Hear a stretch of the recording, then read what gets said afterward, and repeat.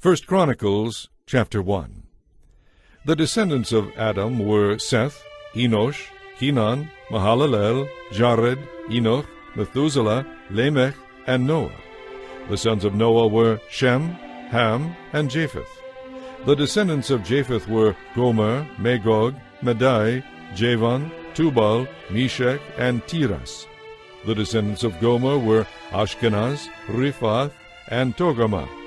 The descendants of Javan were Elisha, Tarshish, Kittim, and Rodanim. The descendants of Ham were Cush, Mizraim, Put, and Canaan.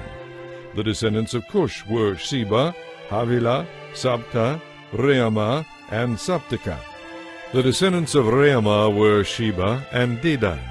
Cush was also the ancestor of Nimrod, who was known across the earth as a heroic warrior. Mizraim was the ancestor of the Ludites, Anamites, Lehabites, Naphtuhites, Pathrushites, Kashluhites, and the Kaphtorites, from whom the Philistines came. Canaan's oldest son was Sidon, the ancestor of the Sidonians. Canaan was also the ancestor of the Hittites, Jebusites, Amorites, Girgashites, Hivites, Archites, Sinites, Arvadites, Zemarites, and the Hamathites. The descendants of Shem were Elam, Ashur, Arphaxad, Lud, and Aram. The descendants of Aram were Uz, Hul, Gether, and Mash. Arphaxad was the father of Shelah. Shelah was the father of Eber. Eber had two sons. The first was named Peleg, division, for during his lifetime the people of the world were divided into different language groups and dispersed. His brother's name was Joktan. Joktan was the ancestor of Almodad, Shilef, Hazarmaveth, Jirah, Hadoram, Azul, Dikla, Obal, Abimael, Sheba, Ophir, Havilah, and Jobab. All these were descendants of Joktan. So this is the family line descended from Shem, Arphaxad, Shelah, Eber, Peleg, Reu, Serug, Nahor, Terah, and Abram, later known as Abraham. The sons of Abraham were Isaac and Ishmael. The sons of Ishmael were Nebaioth, the oldest, Kedar, Adbeel, Mibsam, Mishma, Duma, Massa, Hadad, Tema, Jetur, Nephish, and Kedemah. These were the sons of Ishmael. The sons of Keturah, Abraham's concubine, were Zimran, Jokshan, Medan, Midian, Ishbak, and Shua. The sons of Jokshan were Sheba and Dedan. The sons of Midian were Ephah, Epher, Henoch, Abida, and Eldar.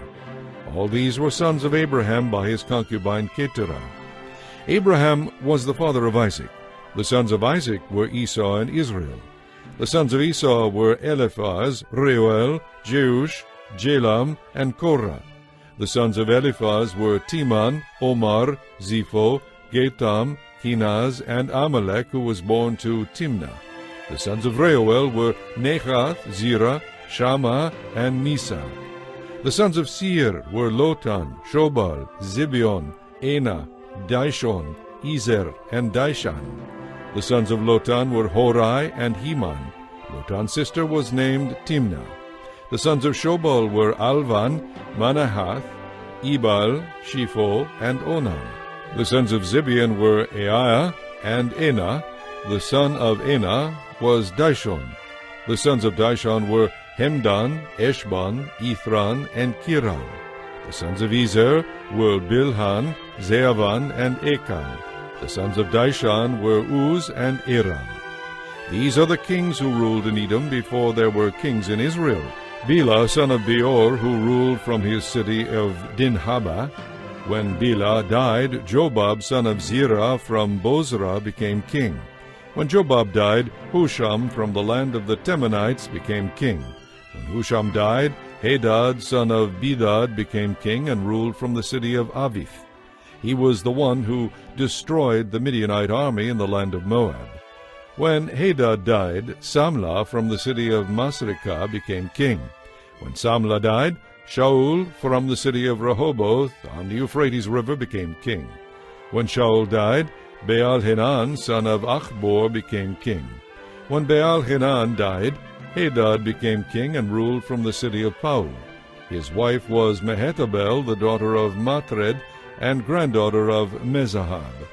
Then Hadad died.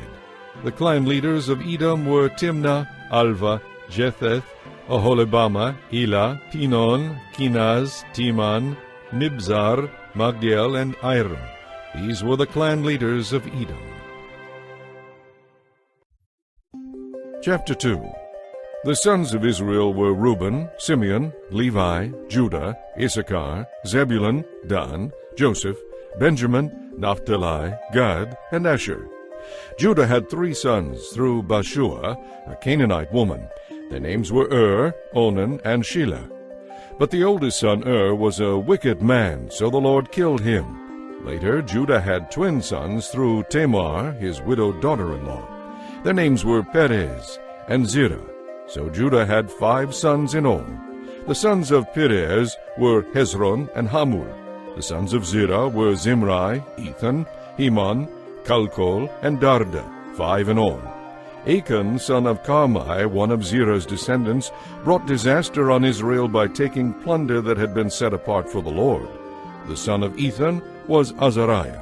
The sons of Hezron were Jerahmeel, Ram, and Caleb. Ram was the father of Aminadab. Aminadab was the father of Nahshon, a leader of Judah. Nahshon was the father of Salmon. Salmon was the father of Boaz. Boaz was the father of Obed. Obed was the father of Jesse. Jesse's first son was Eliab. His second was Abinadab. His third was Shimea. His fourth was Nathanael. His fifth was Radai. His sixth was Ozem, and his seventh was David. Their sisters were named Zeruiah and Abigail. Zeruiah had 3 sons named Abishai, Joab, and Asahel. Abigail married a man named Jether, an Ishmaelite, and they had a son named Amasa. Hezron's son Caleb had 2 wives named Azubah and Jerioth. Azubah's sons were named Jesher, Shobab, and Arden. After Azubah died, Caleb married Ephrathah, and they had a son named Hur. Hur was the father of Uri. Uri was the father of Bezalel. When Hezron was 60 years old, he married Gilead's sister, the daughter of Machir. They had a son named Segub. Segub was the father of Jair, who ruled 23 towns in the land of Gilead. Later, Geshur and Aram captured the towns of Jair, and also took Kenath and its 60 surrounding villages. All these were descendants of Machir, the father of Gilead. Soon after Hezron died in the town of Caleb Ephrathah, his wife Abijah gave birth to a son named Ashur, the father of Tekoa. The sons of Jerahmeel, the oldest son of Hezron, were Ram, the oldest, Bunah, Oren, Ozem, and Ahijah. Jerahmeel had a second wife named Atara. She was the mother of Onam. The sons of Ram, the oldest son of Jerahmeel, were Meaz, Jamin, and Eker. The sons of Onam were Shammai and Jedah. The sons of Shammai were Nadab and Abishur. The sons of Abishur and his wife Abihail were Aban and Molid. The sons of Nadab were Seled and Appaim. Seled died without children, but Appaim had a son named Ishai. The son of Ishai was Shishon. Shishon had a descendant named Alai. Shammai's brother Jedah had 2 sons named Jether and Jonathan. Jether died without children, but Jonathan had 2 sons named Peleth and Zezeh. These were all descendants of Jerahmeel. Shishon had no sons, though he did have daughters. He also had an Egyptian servant named Jarha. Shishon gave one of his daughters to be the wife of Jarha, and they had a son named Attai. Attai was the father of Nathan. Nathan was the father of Zabad. Zabad was the father of Ephlal. Ephlal was the father of Obed. Obed was the father of Jehu. Jehu was the father of Azariah. Azariah was the father of Helez. Helez was the father of Eleasa. Eleasa was the father of Sismai. Sismai was the father of Shallum. Shallum was the father of Jechamiah. Jechamiah was the father of Elishama. The oldest son of Caleb, the brother of Jerahmeel, was Misha, the father of Ziph. Caleb's second son was Marashah, the father of Hebron. The sons of Hebron were Korah, Tapua, Rechem, and Shema. Shema was the father of Reham. Reham was the father of Jorkiam. Rechem was the father of Shimei. The son of Shimei was Meon. Meon was the father of Bethzur. Caleb's concubine Ephah gave birth to Haran, Moza, and Gazez. Haran was the father of Gazez. The sons of Jahdai were Regem, Jotham, Gishan, Pelet, Ephah, and Sheaph. Another of Caleb's concubines, Maacah, gave birth to Sheber and Tirhana. She also gave birth to Sheaph, the father of Madmanah, and Shiva, the father of Machbenah, and Gibeah. Caleb also had a daughter named Aksah. These were all descendants of Caleb. The sons of Hur, the oldest son of Caleb's wife Ephrathah, were Shobal, the father of Kiriath-Jearim, Salma, the father of Bethlehem, and Hareph, the father of Beth-Gader. The descendants of Shobal, the father of Kiriath-Jearim, were Haroeh, half the Manahathites, and the families of Kiriath-Jearim, the Ithrites, Puthites, Shumathites, and Mishrites, from whom came the people of Zorah and Eshtaol. The descendants of Salma were Bethlehem, the Netophathites, Arobeth, Joab, the other half of the Manahathites, the Zorites, and the families of scribes living at Jabez, the Tirahites, Shimeathites, and Succothites. All these were Kenites who descended from Hamath, the father of the family of Rechab. Chapter 3. These were the sons who were born to David in Hebron. The oldest was Amnon, whose mother was Ahinoam of Jezreel. The second was Chileab, whose mother was Abigail from Carmel. The third was Absalom, whose mother was Maacah, the daughter of Talmai, king of Geshur. The fourth was Adonijah, whose mother was Haggith. The fifth was Shephatiah, whose mother was Abital. The sixth was Ithream, whose mother was Eglah.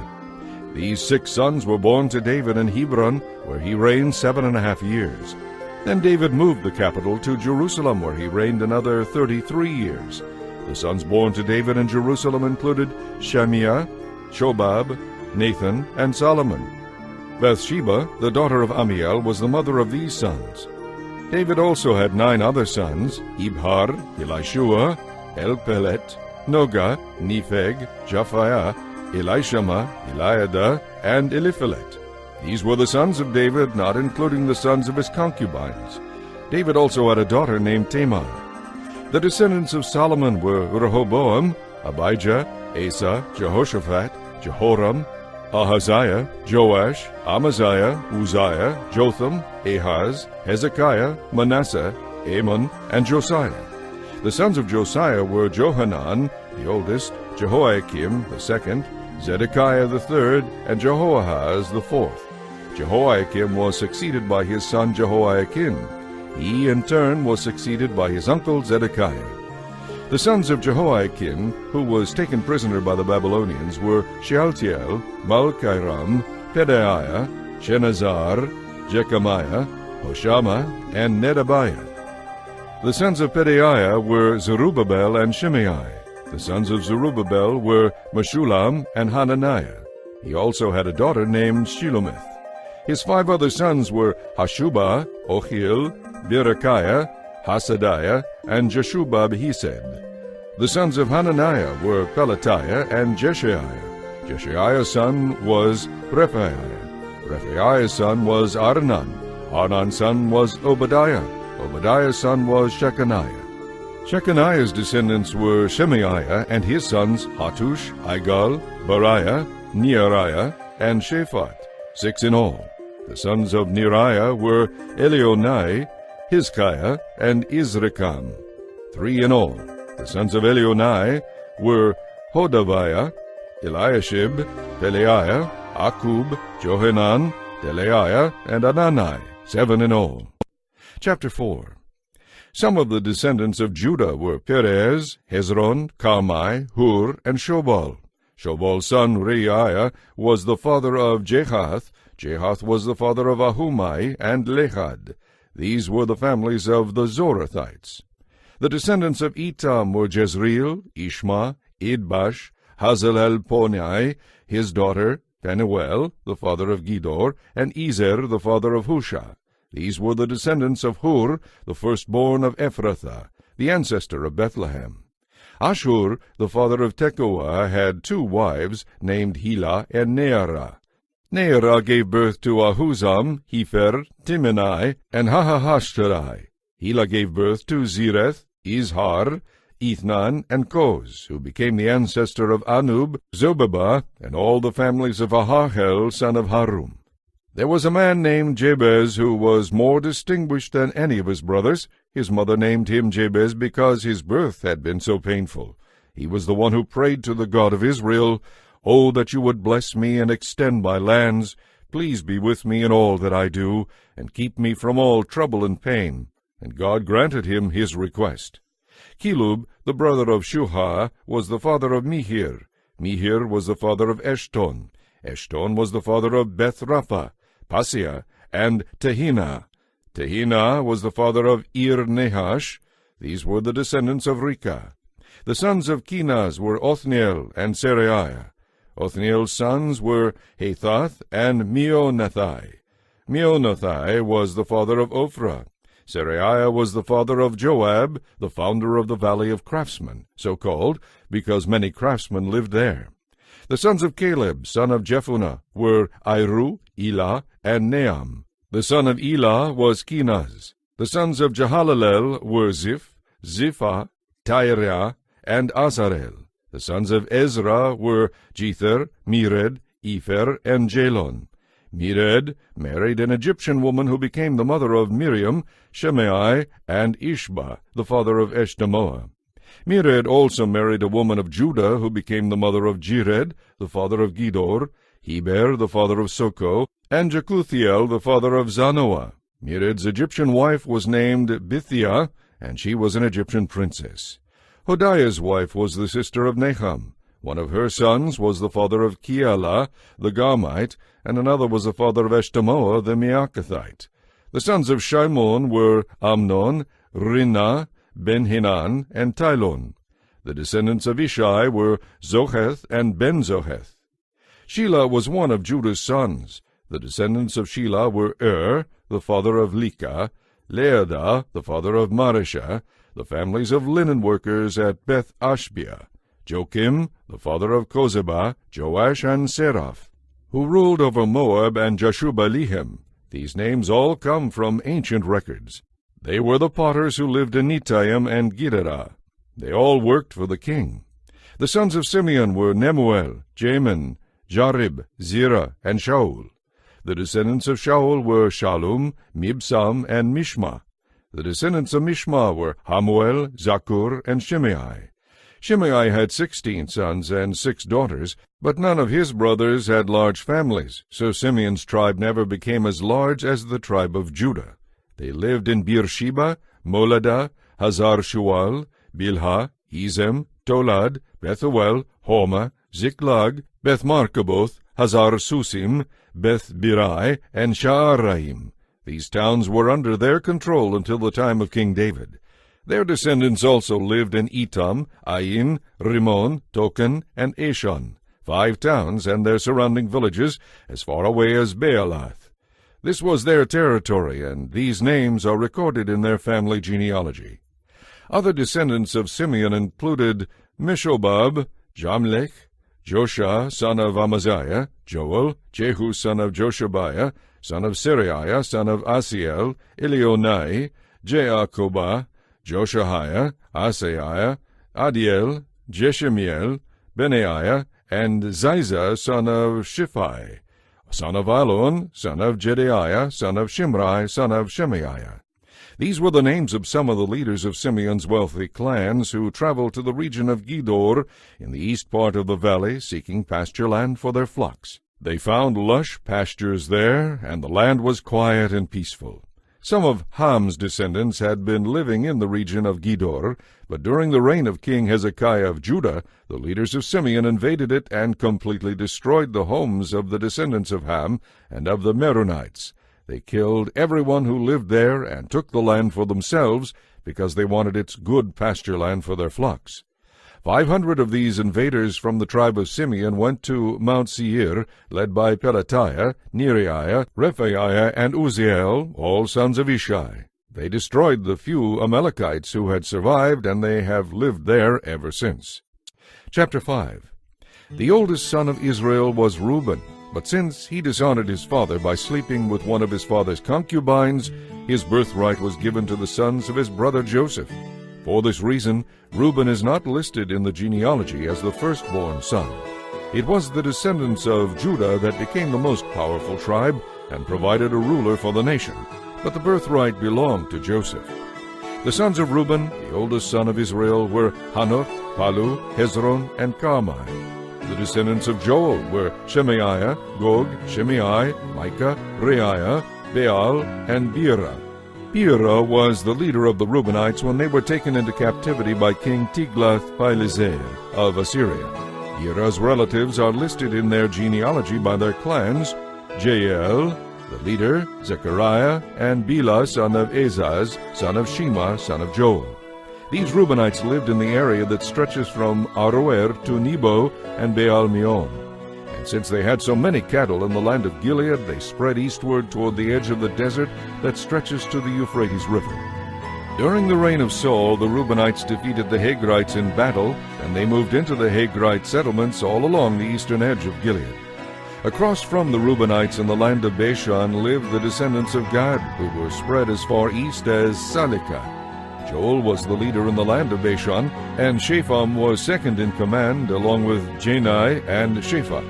Their relatives, the leaders of 7 other clans, were Michael, Meshulam, Sheba, Jorai, Jachan, Ziah, and Eber.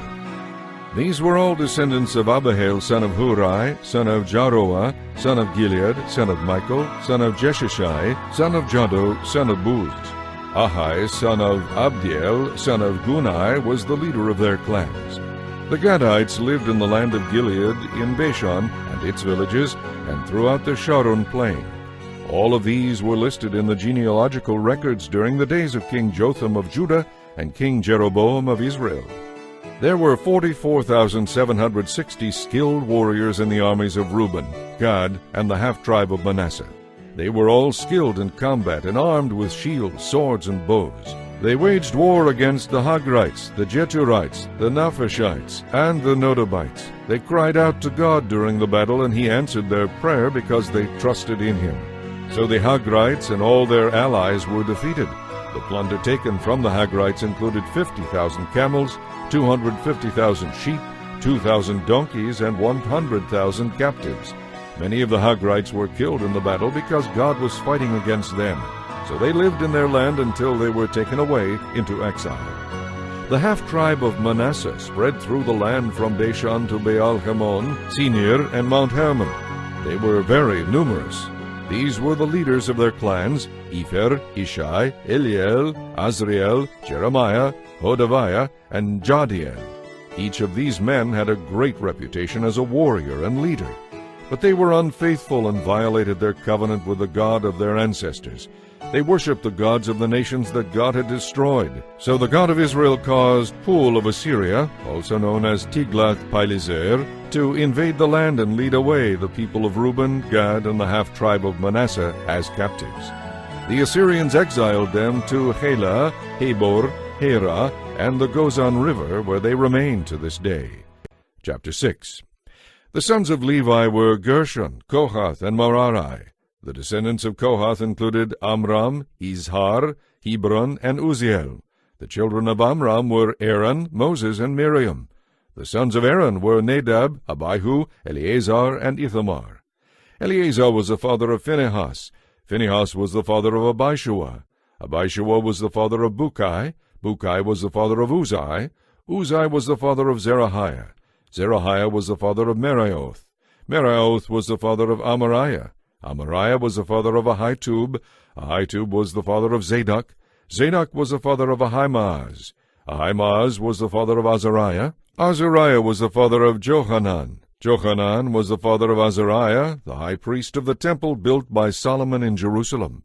Azariah was the father of Amariah. Amariah was the father of Ahitub. Ahitub was the father of Zadok. Zadok was the father of Shallum. Shallum was the father of Hilkiah. Hilkiah was the father of Azariah. Azariah was the father of Seraiah. Seraiah was the father of Jehozadak, who went into exile when the Lord sent the people of Judah and Jerusalem into captivity under Nebuchadnezzar. The sons of Levi were Gershon, Kohath, and Merari. The descendants of Gershon included Libni and Shimei. The descendants of Kohath included Amram, Izhar, Hebron, and Uzziel. The descendants of Merari included Malai and Mushai. The following were the Levite clans listed according to their ancestral descent. The descendants of Gershon included Libni, Jehath, Zimmah, Joah, Aido, Zerah, and Jeatherai. The descendants of Kohath included Aminadab, Korah, Asir, Elkanah, Abiasaph, Asir, Tehath, Uriel, Uzziah, and Shaul. The descendants of Elkanah included Amasai, Ahimoth, Elkanah, Zophai, Nahath, Eliab, Jeroham, Elkanah, and Samuel. The sons of Samuel were Joel, the older, and Abijah, the second. The descendants of Merari included Malai, Libni, Shimei, Uzzah, Shimeah, Haggai, and Azariah. David assigned the following men to lead the music at the house of the Lord after he put the ark there. They ministered with music there at the tabernacle until Solomon built the temple of the Lord in Jerusalem. Then they carried on their work there, following all the regulations handed down to them. These are the men who served along with their sons. Heman, the musician, was from the clan of Kohath. His genealogy was traced back through Joel, Samuel, Elkanah, Jeroham, Eliel, Toah, Zuph, Elkanah, Mehath, Amasai, Elkanah, Joel, Azariah, Zephaniah, Tehath, Asir, Abiasaph, Korah, Izhar, Kohath, Levi, and Israel. Heman's first assistant was Asaph from the clan of Gershon. Asaph's genealogy was traced back through Berechiah, Shimeah, Michael, Beasaiah, Malchijah, Ethni, Zerah, Adaiah, Ethan, Zimmah, Shimei, Jehath, Gershon, and Levi. Heman's second assistant was Ethan from the clan of Merari. Ethan's genealogy was traced back through Kishai, Abdai, Malluch, Hashabiah, Amaziah, Hilkiah, Amzai, Bani, Shemer, Malai, Mushai, Merari, and Levi. Their relatives, also Levites, were appointed to various other tasks in the tabernacle, the house of God. Only Aaron and his descendants served as priests. They presented the offerings on the altar of burnt offering and the altar of incense, and they performed all the other duties related to the most holy place. They made atonement for Israel by following all the commands that Moses, the servant of God, had given them. The descendants of Aaron were Eleazar, Phinehas, Abishua, Bukai, Uzai, Zerahiah, Merioth, Amariah, Ahitub, Zadok, and Ahimaaz. This is a record of the towns and territory assigned by means of sacred lots to the descendants of Aaron who were from the clan of Kohath. This included Hebron and its surrounding pasture lands in Judah, but the fields and outlying areas were given to Caleb son of Jephunneh. So the descendants of Aaron were given the following towns, each with its surrounding pasture lands: Hebron, a city of refuge, Libnah, Jatir, Eshtemoa, Holon, Debir, Ain, Juttah, and Beth Shemesh. And from the territory of Benjamin they were given Gibeon, Geba, Alameth, and Anathoth, each with its pasture lands. So a total of 13 towns was given to the descendants of Aaron.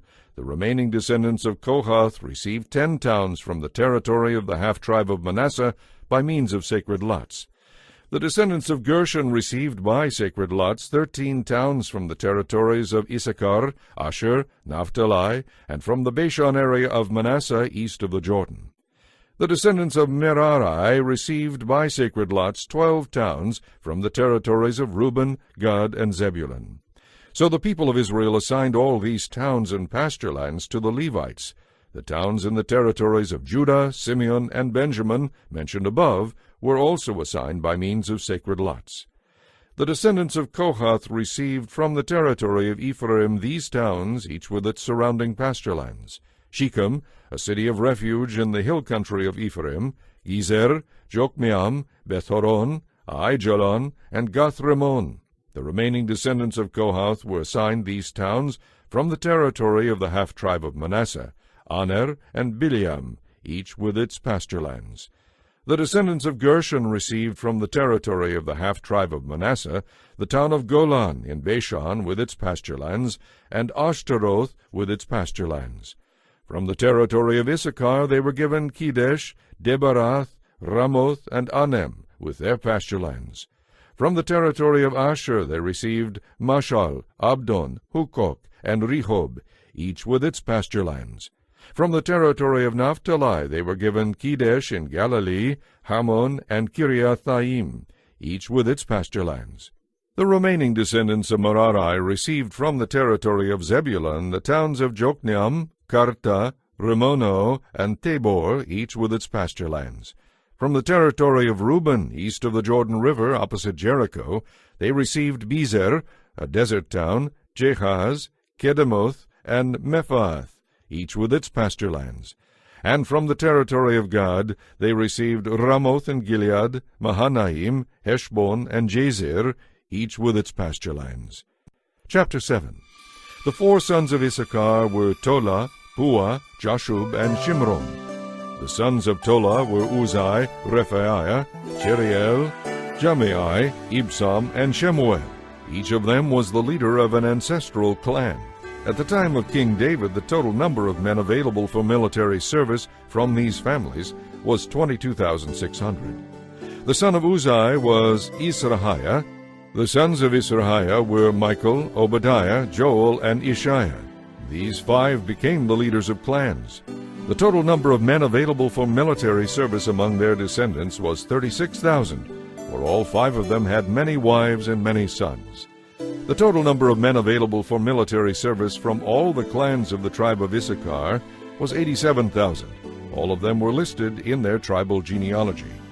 Three of Benjamin's sons were Bela, Becher, and Jediel. The sons of Bela were Ezbon, Uzai, Uziel, Jeremoth, and Iri. These five warriors were the leaders of clans. The total number of men available for military service among their descendants was 22,034. All of them were listed in their family genealogy. The sons of Becher were Zemira, Joash, Eliezer, Elionai, Omri, Jeremoth, Abijah, Anathoth, and Alemeth. According to their family genealogy, there were 20,200 men available for military service among their descendants, in addition to their clan leaders. The son of Jediel was Bilhan. The sons of Bilhan were Jeush, Benjamin, Ehud, Kenaanah, Zethan, Tarshish, and Ahishahar. They were the leaders of the clans of Jediel, and their descendants included 17,200 men available for military service. The sons of Ir were Shupim and Hupim. Hushim was the son of Ahir. The sons of Naphtali were Jazil, Gunai, Jezer, and Shillem. They were all descendants of Jacob's wife Bilhah. The sons of Manasseh, born to his Aramean concubine, were Asriel and Machir. Machir was the father of Gilead. Machir found wives for Hupim and Shupim. Machir's sister was named Maacah. One of his descendants was Zelophehad, who had only daughters. Machir's wife Maacah gave birth to a son whom she named Peresh. His brother's name was Sheresh. The sons of Peresh were Ulam and Rechem. The son of Ulam was Bedan. All these were considered Gileadites, descendants of Machir, son of Manasseh. Machir's sister Hamoleketh gave birth to Ishhod, Abiezer, and Mala.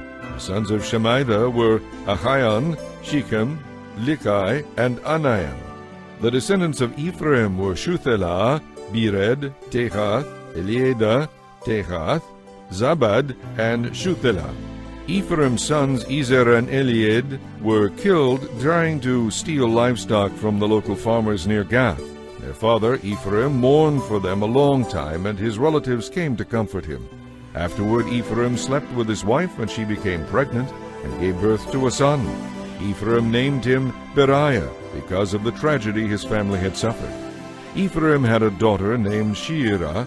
She built the towns of Lower and Upper Beth-horon and Uzen-Sheerah. Ephraim's line of descent was Riphath, Reshev, Tela, Tehan, Ladan, Ammihud, Elishama, Nun, and Joshua. The descendants of Ephraim lived in the territory that included Bethel and its surrounding towns to the south, Nearan to the east, Gezer and its villages to the west, and Shechem and its surrounding villages to the north, as far as Aiah and its towns. Along the border of Manasseh were the towns of Bethshan, Teanach, Megiddo, Dor, and their surrounding villages. The descendants of Joseph, son of Israel, lived in these towns. The sons of Asher were Imnah, Ishva, Ishvi, and Beriah. They had a sister named Serah. The sons of Beriah were Heber and Malchiel, the father of Birzaith. The sons of Heber were Japhlet, Shomer, and Hotham. They had a sister named Shua. The sons of Japhlet were Pasach, Bimhal, and Ashvath. The sons of Shomer were Achai, Roga, Huba, and Era. The sons of his brother Helem were Zophah, Imnah, Shilesh, and Amal. The sons of Zophah were Suah, Hanafer, Shual, Birai, Imrah, Ezer, Hod, Shema, Shilsha, Ithran, and Bira. The sons of Jether were Jephunneh, Pispa, and Era. The sons of Ulah were Era, Haniel, and Rizia. Each of these descendants of Asher was the head of an ancestral clan. They were all skilled warriors and prominent leaders. There were 26,000 men available for military service among the descendants listed in their tribal genealogy. Chapter 8. The sons of Benjamin in order of age included Bela, the oldest, Ashbel, Ahara, Noha, and Repha. The sons of Bela were Adar, Gira, Abihud, Abishua, Naaman, Ahoa, Gira, Shephuphan, and Huram. The sons of Ehud, leaders of the clans living at Geba, were driven out and moved to Manahath. Ehud's sons were Naaman, Ahijah, and Gira. Gira, the father of Uzzah and Ahihud, led them when they moved. After Shaharaim divorced his wives, Hushim and Beara, he had children in the land of Moab. Hodesh, his new wife, gave birth to Jobab, Zibiah, Misha, Malcolm, Jeuz, Sekiah, and Mirma. These sons all became the leaders of clans. Shaharaim's wife Hushim had already given birth to Abitub and Elpeal. The sons of Elpeal were Eber, Misham, Shemed, who built Ono and Lod and their villages, Beriah and Shema. They were the leaders of the clans living in Aijalon, and they drove out the inhabitants of Gath. Ahio, Sheshach, Jeremoth, Zebadiah, Arad, Eder, Michael, Ishpa, and Joha were the sons of Beriah. Zebadiah, Meshulam, Hizkai, Heber, Ishmerai, Isliah, and Jobab were the sons of Elpeal. Jachim, Zikri, Zabdai, Elienai, Zilithai, Eliel, Adaiah, Beriah, and Shimrath were the sons of Shimei. Ishpan, Eber, Eliel, Abdon, Zikri, Hanan, Hananiah, Elam, Anthothijah, Ifdeiah, and Penuel were the sons of Sheshach. Shamsherai, Shehariah, Athaliah, Jearushiah, Elijah, and Zikri were the sons of Jeroham. These were the leaders of the ancestral clans, and they were listed in their tribal genealogy. They all lived in Jerusalem. Jael, the father of Gibeon, lived in Gibeon. His wife's name was Maacah, and his oldest son was named Abdon.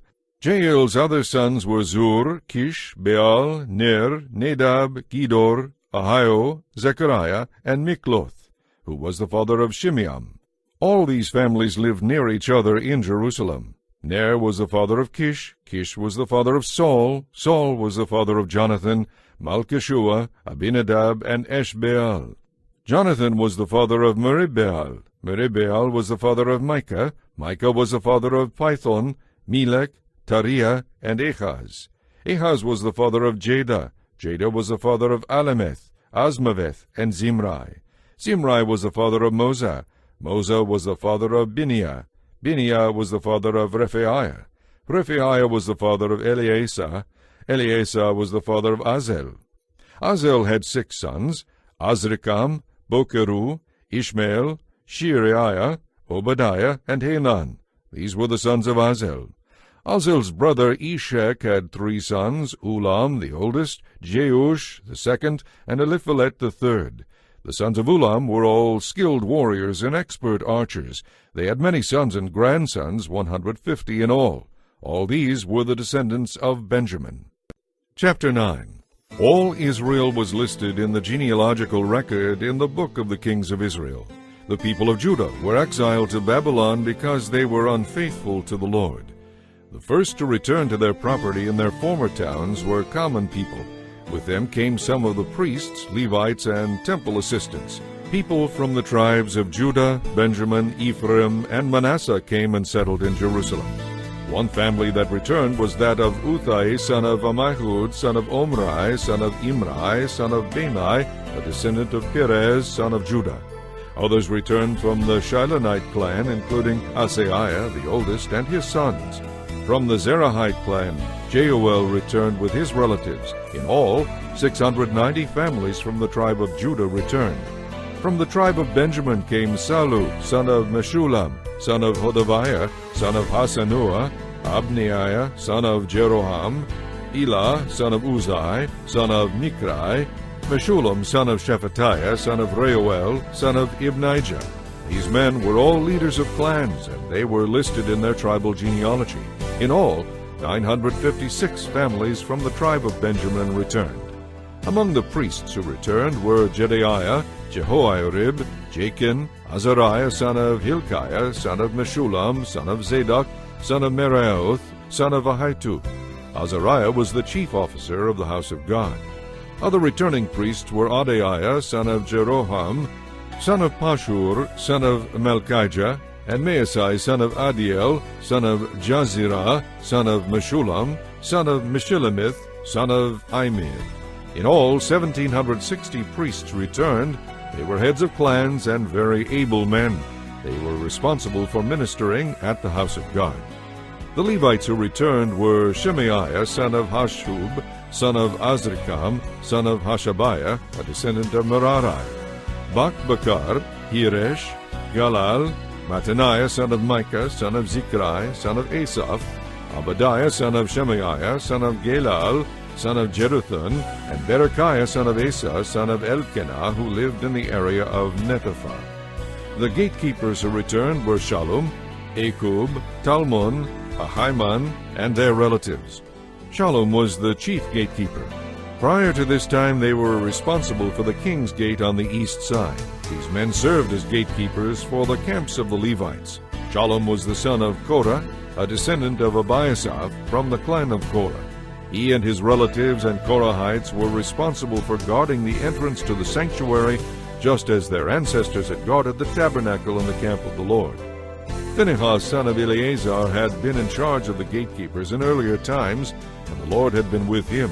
And later Zechariah, son of Meshelemiah, had been responsible for guarding the entrance to the tabernacle. In all, there were 212 gatekeepers in those days, and they were listed by genealogies in their villages. David and Samuel the seer had appointed their ancestors because they were reliable men. These gatekeepers and their descendants, by their divisions, were responsible for guarding the entrance to the house of the Lord, the house that was formerly a tent. The gatekeepers were stationed on all four sides, east, west, north, and south. From time to time, their relatives in the villages came to share their duties for 7-day periods. The four chief gatekeepers, all Levites, were in an office of great trust, for they were responsible for the rooms and treasuries at the house of God. They would spend the night around the house of God, since it was their duty to guard it. It was also their job to open the gates every morning. Some of the gatekeepers were assigned to care for the various utensils used in worship. They checked them in and out to avoid any loss. Others were responsible for the furnishings, the items in the sanctuary, and the supplies such as choice flour, wine, olive oil, incense, and spices. But it was the priests who prepared the spices and incense. Mattathiah, a Levite and the oldest son of Shallum the Korahite, was entrusted with baking the bread used in the offerings. And some members of the clan of Kohath were in charge of preparing the bread to be set on the table each Sabbath day. The musicians, all prominent Levites, lived at the temple. They were exempt from other responsibilities there, since they were on duty at all hours. All these men lived in Jerusalem. They were the heads of Levite families, and were listed as prominent leaders in their tribal genealogy. Jael, the father of Gibeon, lived in Gibeon.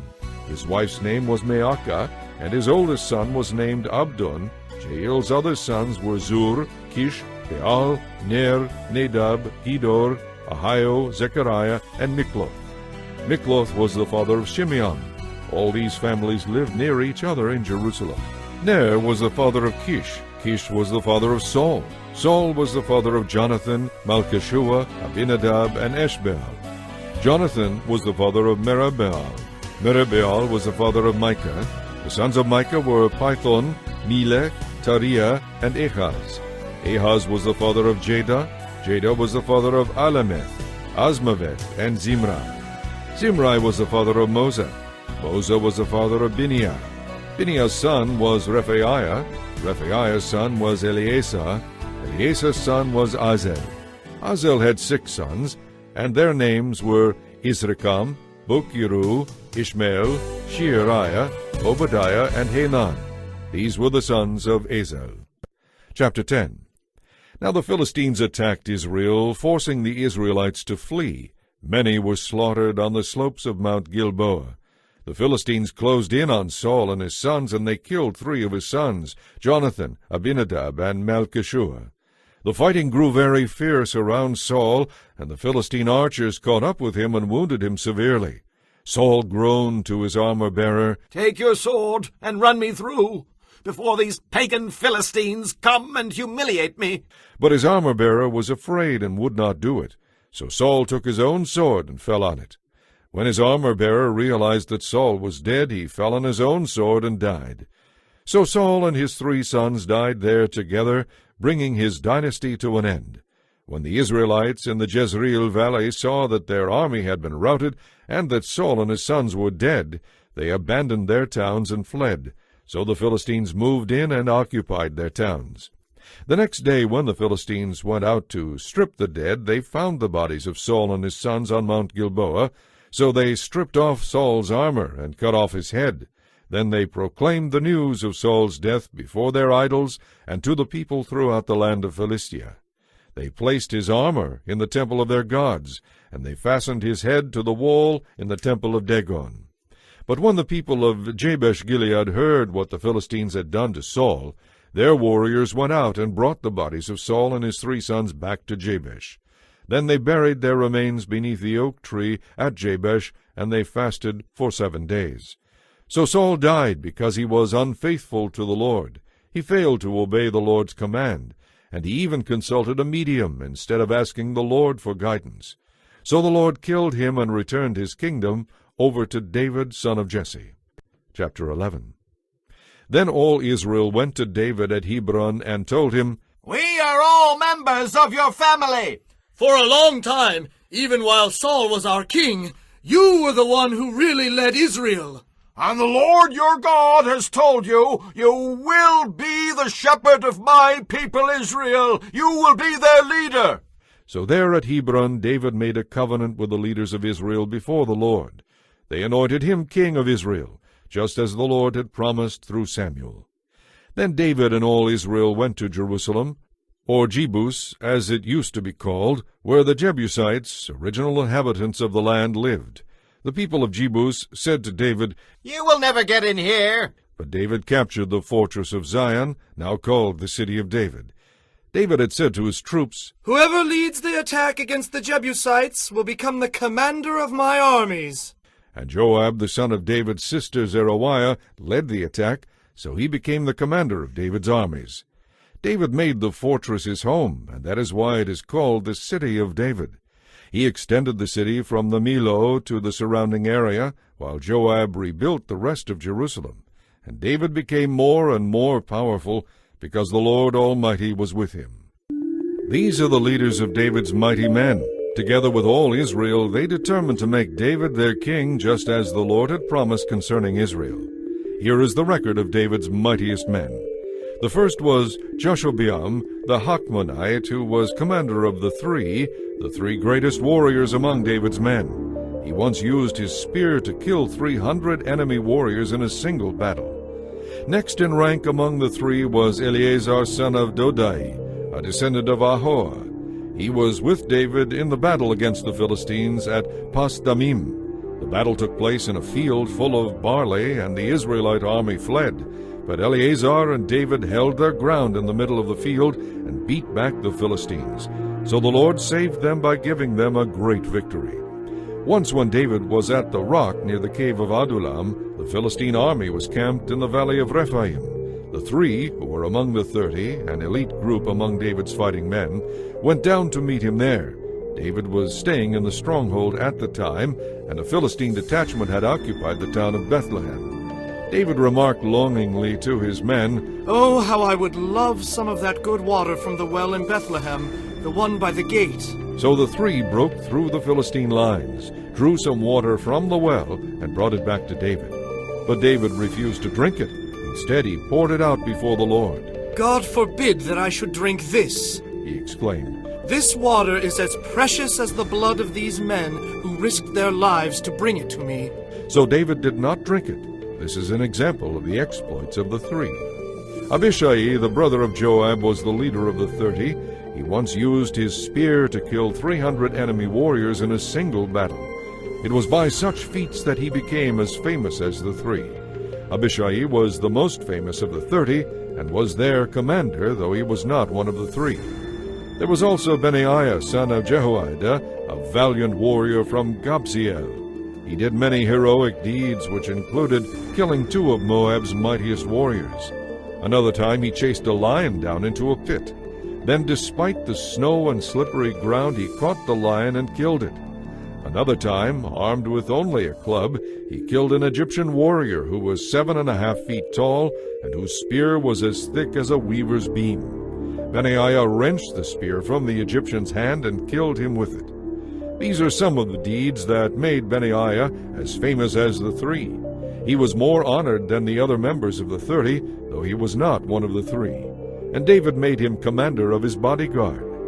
These were also included among David's mighty men: Asahel, Joab's brother, Elhanan, son of Dodo from Bethlehem, Shema from Harod, Eliz from Pelon, Ira from Ikesh from Tekoa, Abiezer from Anathoth, Sibekai from Hushah, Zalmon from Ahoah, Maharai from Netophah, Heled son of Baanah from Netophah, Ithai son of Ribai from Gibeah, from the tribe of Benjamin, Benaiah from Pirathon, Hurai from near Nachale Gaash, Abai Albon the Arbite, Asmaveth from Bahurim, Eliabah from Shaalbon, the sons of Jashan from Gizon, Jonathan son of Shegi from Harar, Ahiam son of Sharar from Harar, Eliphal son of Ur, Hefer from Mikera, Ahijah from Pilon, Hezro from Carmel, Pearai son of Ezbai, Joel the brother of Nathan, Mibhar son of Hegrai, Zelek from Ammon, Naharai from Beeroth, Joab's armor-bearer, Ira from Jatir, Gireb from Jatir, Uriah the Hittite, Zabad son of Alai, Adinah son of Shiza, the Reubenite leader who had 30 men with him, Hanan son of Maacah, Joshaphat from Mithna, Uzziah from Ashtaroth, Shema and Jael, the sons of Hotham from Aroer, Jediel son of Shimrai, Joha his brother from Tiz, Eliel from Mahava, Cherebai and Joshaviah the sons of Elnaam, Ithma from Moab, Eliel and Obed, Jaasiel from Zobah. Chapter 12. The following men joined David at Ziklag while he was hiding from Saul son of Kish. They were among the warriors who fought beside David in battle. All of them were expert archers, and they could shoot arrows or sling stones with their left hand as well as their right. They were all relatives of Saul from the tribe of Benjamin. Their leader was Ahiezer son of Shemaah from Gibeah. His brother Joash was second in command. These were the other warriors: Jeziel and Pelet sons of Asmaveth, Berekah and Jehu from Anathoth, Ishmaiah from Gibeon, a famous warrior and leader among the 30, Jeremiah, Jahaziel, Johanan, and Jozabad from Gedera, Eluzai, Jeremoth, Bealiah, Shemariah, and Shephatiah from Haruf, Elkanah, Ishiah, Azarel, Joezer, and Jashobeam, who were Korahites, Joelah and Zebediah, sons of Jeroham, from Gidor. Some brave and experienced warriors from the tribe of Gad also defected to David while he was at the stronghold in the wilderness. They were expert with both shield and spear, as fierce as lions and as swift as deer on the mountains. Ezer was their leader, Obadiah was second, Eliab was third, Mishmanah was fourth, Jeremiah was fifth, Attai was sixth, Eliel was seventh, Johanan was eighth, Elzabad was ninth, Jeremiah was 10th, Machbanai was 11th. These warriors from Gad were army commanders. The weakest among them could take on 100 regular troops, and the strongest could take on 1,000. They crossed the Jordan River during its seasonal flooding at the beginning of the year and drove out all the people living in the lowlands on both the east and west banks. Others from Benjamin and Judah came to David at the stronghold. David went out to meet them and said, If you have come in peace to help me, we are friends. But if you have come to betray me to my enemies when I am innocent, then may the God of our ancestors see and judge you. Then the Spirit came upon Amasai, who later became a leader among the 30, and he said, We are yours, David. We are on your side, son of Jesse. Peace and prosperity be with you, and success to all who help you, for your God is the one who helps you. So David let them join him, and he made them officers over his troops. Some men from Manasseh defected from the Israelite army and joined David when he went with the Philistines to fight against Saul. But as it turned out, the Philistine leaders refused to let David and his men go with them. After much discussion, they sent them back, for they said, It will cost us our lives if David switches loyalties to Saul and turns against us. Here is a list of the men from Manasseh who defected to David as he was returning to Ziklag: Adnah, Jozabad, Jediel, Michael, Jozabad, Elihu, and Zilethai. Each commanded 1,000 troops from the tribe of Manasseh. They helped David chase down bands of raiders, for they were all brave and able warriors who became commanders in his army. Day after day more men joined David until he had a great army, like the army of God. These are the numbers of armed warriors who joined David at Hebron. They were all eager to see David become king instead of Saul, just as the Lord had promised. From the tribe of Judah there were 6,800 warriors armed with shields and spears. From the tribe of Simeon there were 7,100 warriors. From the tribe of Levi there were 4,600 troops. This included Jehoiada, leader of the family of Aaron, who had 3,700 under his command. This also included Zadok, a young warrior, with 22 members of his family who were all officers. From the tribe of Benjamin, Saul's relatives, there were 3,000 warriors. Most of the men from Benjamin had remained loyal to Saul until this time. From the tribe of Ephraim, there were 20,800 warriors, each famous in his own clan. From the half-tribe of Manasseh west of the Jordan, 18,000 men were sent for the express purpose of helping David become king. From the tribe of Issachar, there were 200 leaders of the tribe with their relatives. All these men understood the temper of the times and knew the best course for Israel to take. From the tribe of Zebulun, there were 50,000 skilled warriors. They were fully armed and prepared for battle and completely loyal to David. From the tribe of Naphtali, there were 1,000 officers and 37,000 warriors armed with shields and spears. From the tribe of Dan, there were 28,600 warriors, all prepared for battle. From the tribe of Asher, there were 40,000 trained warriors, all prepared for battle.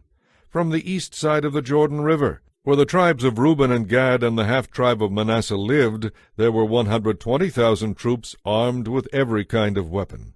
All these men came in battle array to Hebron with the single purpose of making David the king of Israel. In fact, all Israel agreed that David should be their king. They feasted and drank with David for 3 days, for preparations had been made by their relatives for their arrival. And people from as far away as Issachar, Zebulun, and Naphtali brought food on donkeys, camels, mules, and oxen.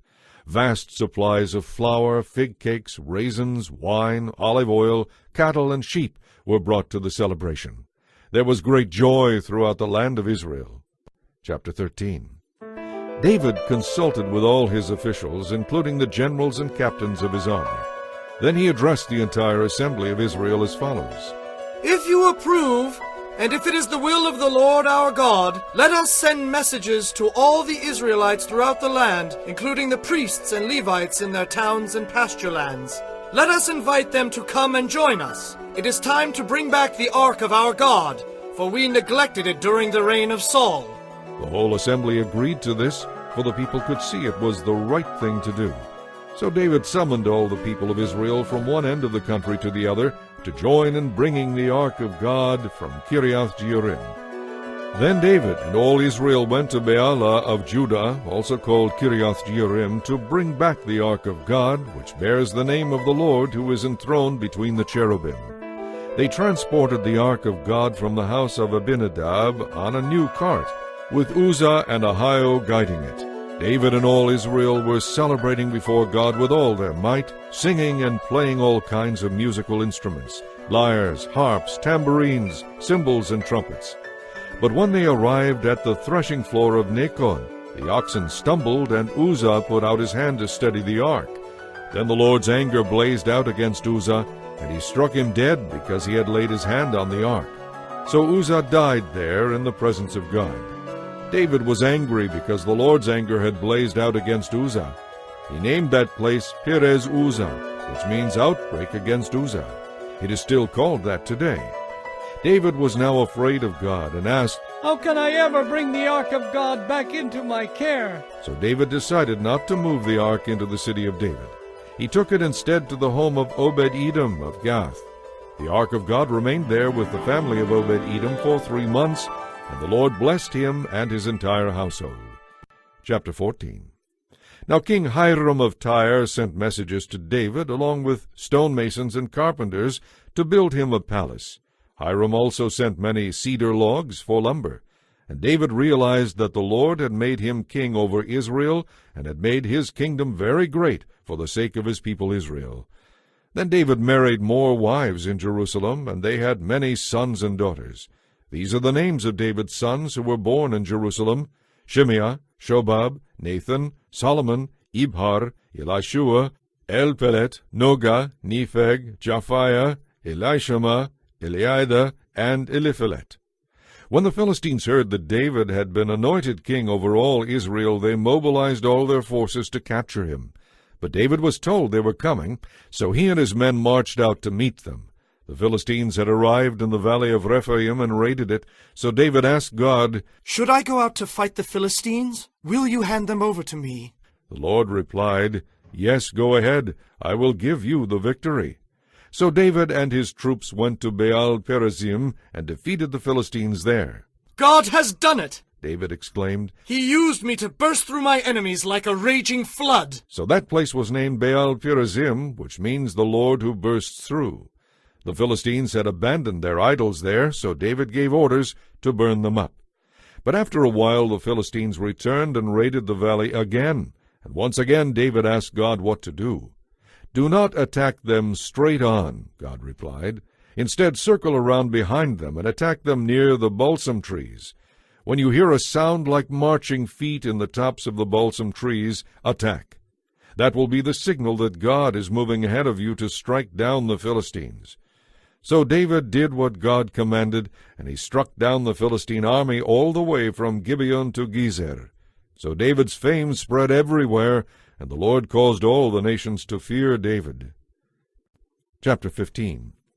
David now built several buildings for himself in the city of David. He also prepared a place for the ark of God and set up a special tent there to shelter it. Then he issued these instructions. "When we transport the ark of God this time, no one except the Levites may carry it.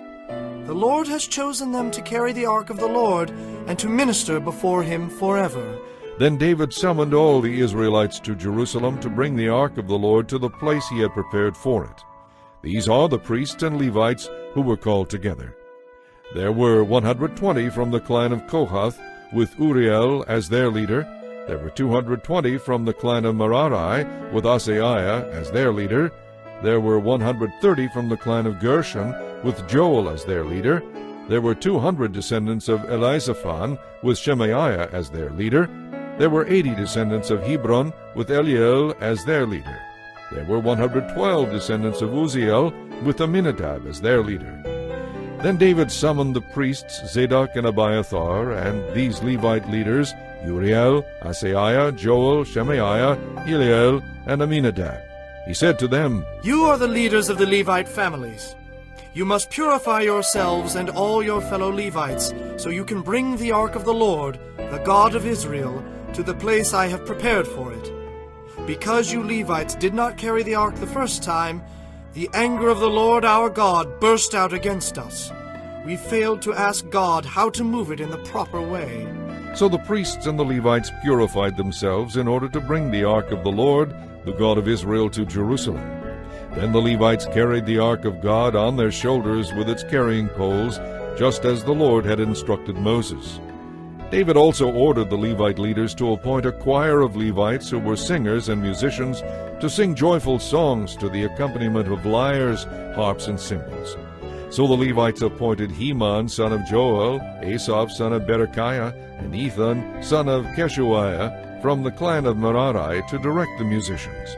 The following men were chosen as their assistants: Zechariah, Jahaziel, Shemiramoth, Jehiel, Unai, Eliab, Benaiah, Maaseiah, Mattithiah, Eliphelehu, Mikneiah, and the gatekeepers Obed-Edom and Jael. Heman, Asaph, and Ethan were chosen to sound the bronze cymbals. Zechariah, Aziel, Shemiramoth, Jehiel, Unai, Eliab, Maaseiah, and Benaiah were chosen to play the lyres. Mattithiah, Eliphelehu, Mechaniah, Obed-Edom, Jael, and Azaziah were chosen to play the harps. Kenaiah, the head Levite, was chosen as the choir leader because of his skill. Berechiah and Elkanah were chosen to guard the ark. Shebaniah, Joshaphat, Nathanael, Amasai, Zechariah, Benaiah, and Eleazar, all of whom were priests, were chosen to blow the trumpets as they marched in front of the ark of God. Obed-Edom and Jehiah were chosen to guard the ark. Then David and the leaders of Israel and the generals of the army went to the home of Obed-Edom to bring the ark of the Lord's covenant up to Jerusalem with a great celebration. And because God was clearly helping the Levites as they carried the ark of the Lord's covenant, they sacrificed 7 bulls and 7 lambs. David was dressed in a robe of fine linen, as were the Levites who carried the ark, the singers, and Kenaniah the song leader.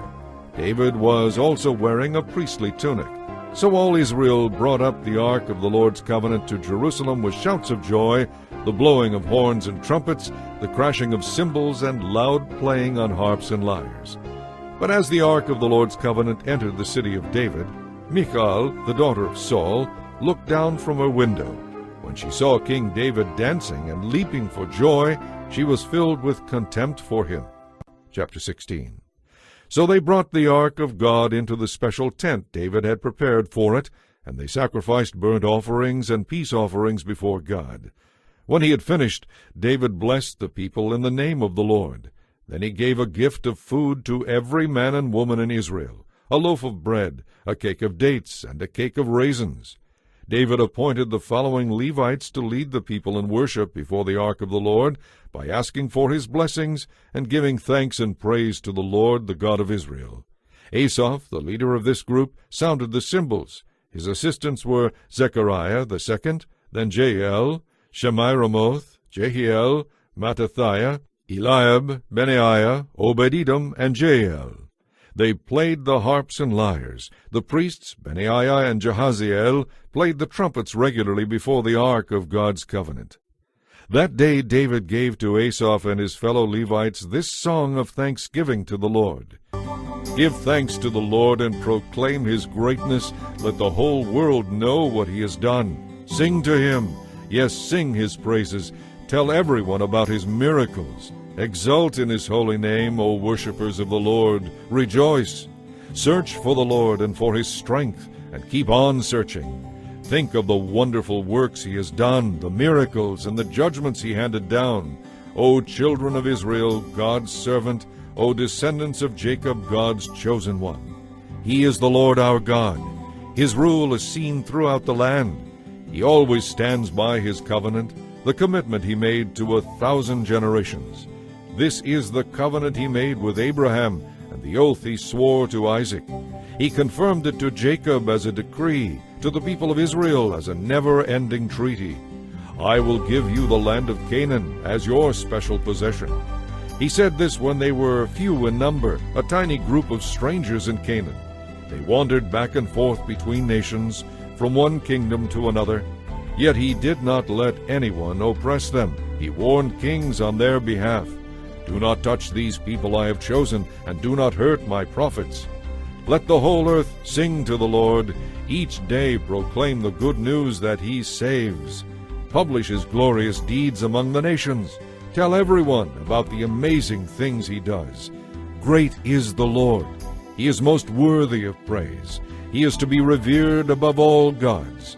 The gods of other nations are merely idols, but the Lord made the heavens. Honor and majesty surround him. Strength and beauty are in his dwelling. O nations of the world, recognize the Lord. Recognize that the Lord is glorious and strong. Give to the Lord the glory he deserves. Bring your offering and come to worship him. Worship the Lord in all his holy splendor. Let all the earth tremble before him. The world is firmly established and cannot be shaken.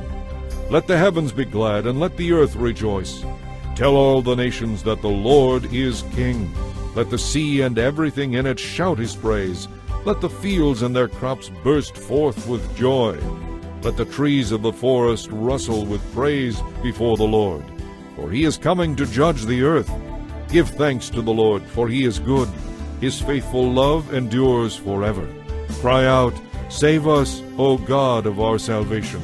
Gather and rescue us from among the nations, so we can thank your holy name, and rejoice and praise you. Blessed be the Lord, the God of Israel, from everlasting to everlasting. And all the people shouted, Amen, and praised the Lord. David arranged for Asaph and his fellow Levites to minister regularly before the Ark of the Lord's covenant, doing whatever needed to be done each day. This group included Obed-Edom, son of Jeduthun, Hosah, and 68 other Levites as gatekeepers. Meanwhile, David stationed Zadok the priest and his fellow priests at the tabernacle of the Lord on the hill of Gibeon, where they continued to minister before the Lord. They sacrificed the regular burnt offerings to the Lord each morning and evening on the altar set aside for that purpose, obeying everything written in the law of the Lord which he had given to Israel. David also appointed Heman, Jeduthun, and the others chosen by name to give thanks to the Lord, for his faithful love endures forever. They used their trumpets, cymbals, and other instruments to accompany the songs of praise to God, and the sons of Jeduthun were appointed as gatekeepers. Then all the people returned to their homes, and David returned home to bless his family. Chapter 17. Now when David was settled in his palace, he said to Nathan the prophet, Here I am living in this beautiful cedar palace, but the ark of the Lord's covenant is out in a tent. Nathan replied, Go ahead with what you have in mind, for God is with you.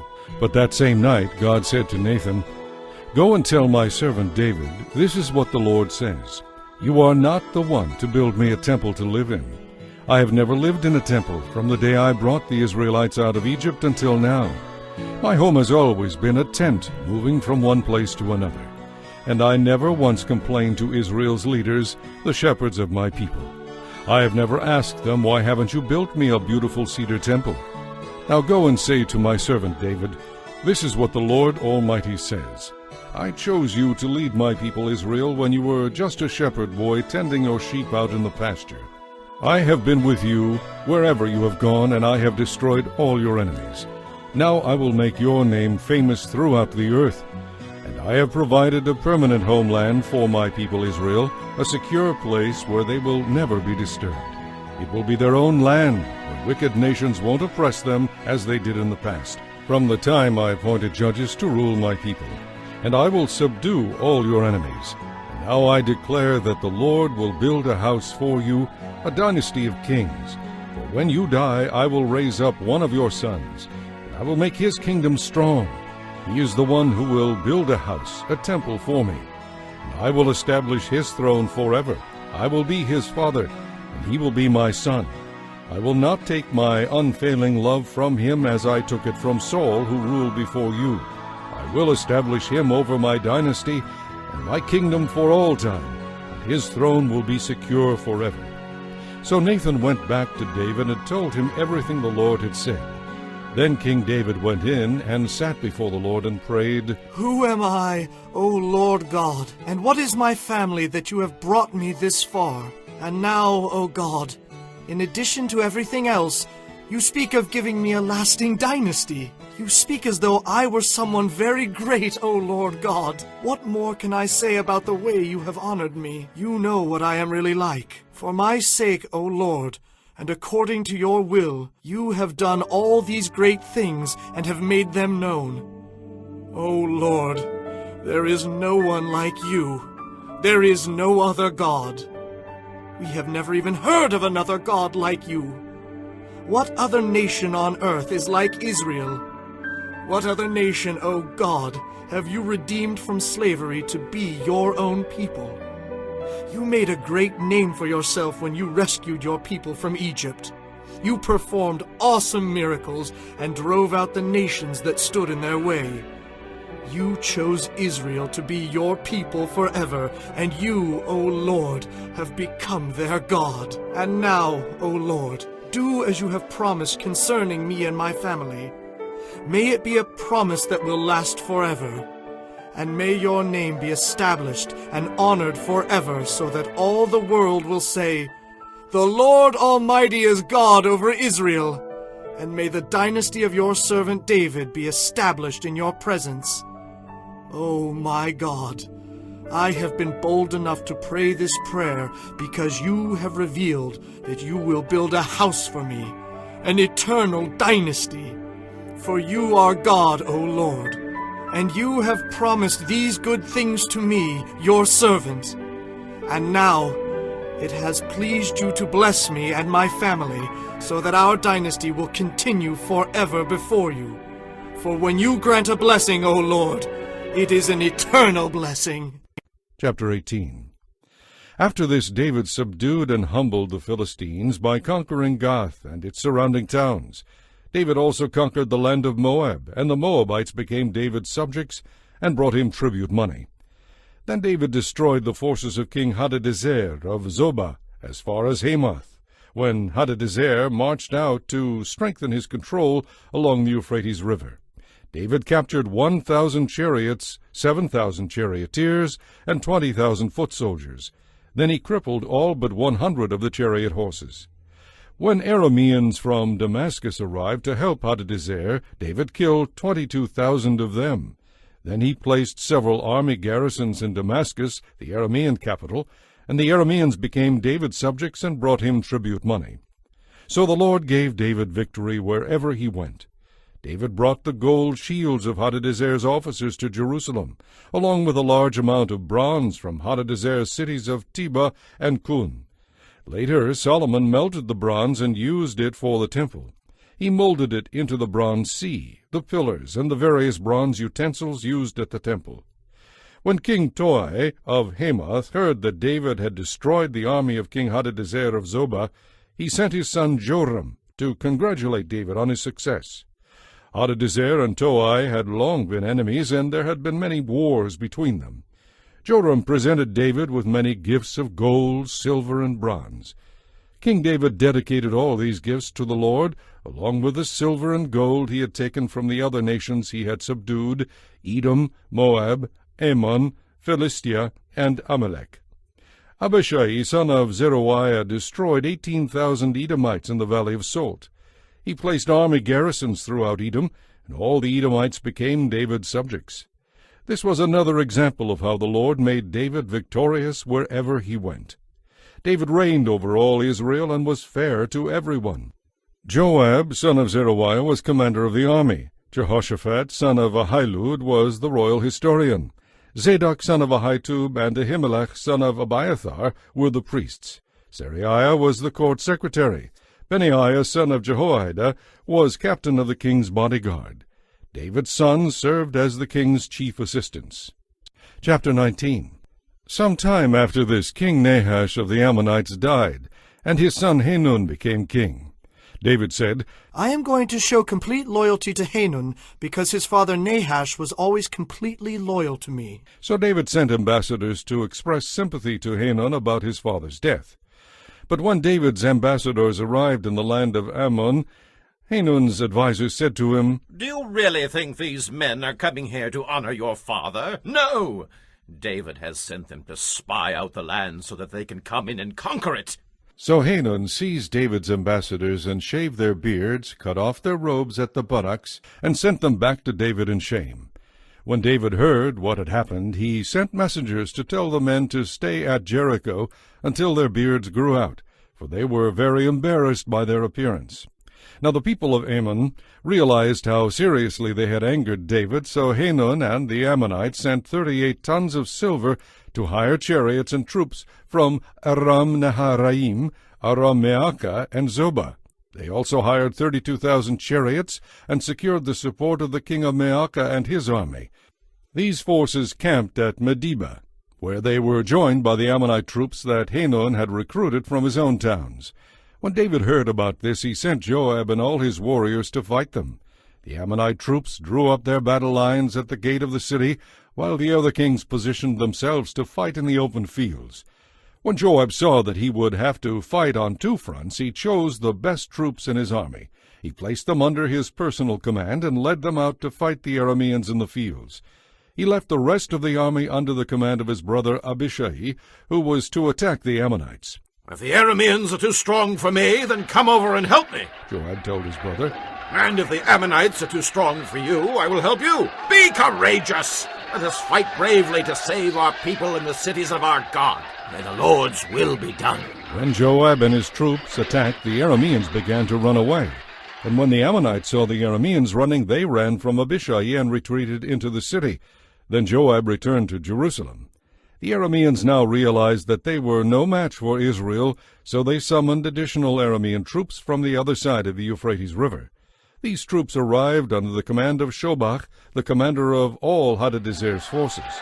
When David heard what was happening, he mobilized all Israel, crossed the Jordan River, and positioned his troops in battle formation. Then he engaged the enemy troops in battle, and they fought against him. But again the Arameans fled from the Israelites. This time David's forces killed 7,000 charioteers and 40,000 foot soldiers, including Shobach, the commander of their army. When the servants of Hadadezer realized they had been defeated by Israel, they surrendered to David and became his subjects. After that, the Arameans were no longer willing to help the Ammonites. Chapter 20.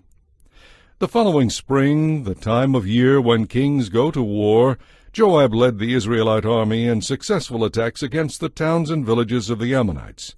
In the process, they laid siege to the city of Reba and destroyed it, but David had stayed behind in Jerusalem. When David arrived at Reba, he removed the crown from the king's head, and it was placed on David's own head. The crown was made of gold and set with gems, and it weighed about 75 pounds. David took a vast amount of plunder from the city. He also made slaves of the people of Reba and forced them to labor with saws, picks, and axes. That is how he dealt with the people of all the Ammonite cities. Then David and his army returned to Jerusalem. After this, war broke out with the Philistines at Gezer. As they fought, Sibbecai from Hushah killed Saph, a descendant of the giants, and so the Philistines were subdued. During another battle with the Philistines, Elhanan son of Jair killed Lamai, the brother of Goliath of Gath. The handle of Lamai's spear was as thick as a weaver's beam. In another battle with the Philistines at Gath, a huge man with 6 fingers on each hand and 6 toes on each foot, a descendant of the giants, defied and taunted Israel. But he was killed by Jonathan, the son of David's brother Shimei. These Philistines were descendants of the giants of Gath, but they were killed by David and his warriors.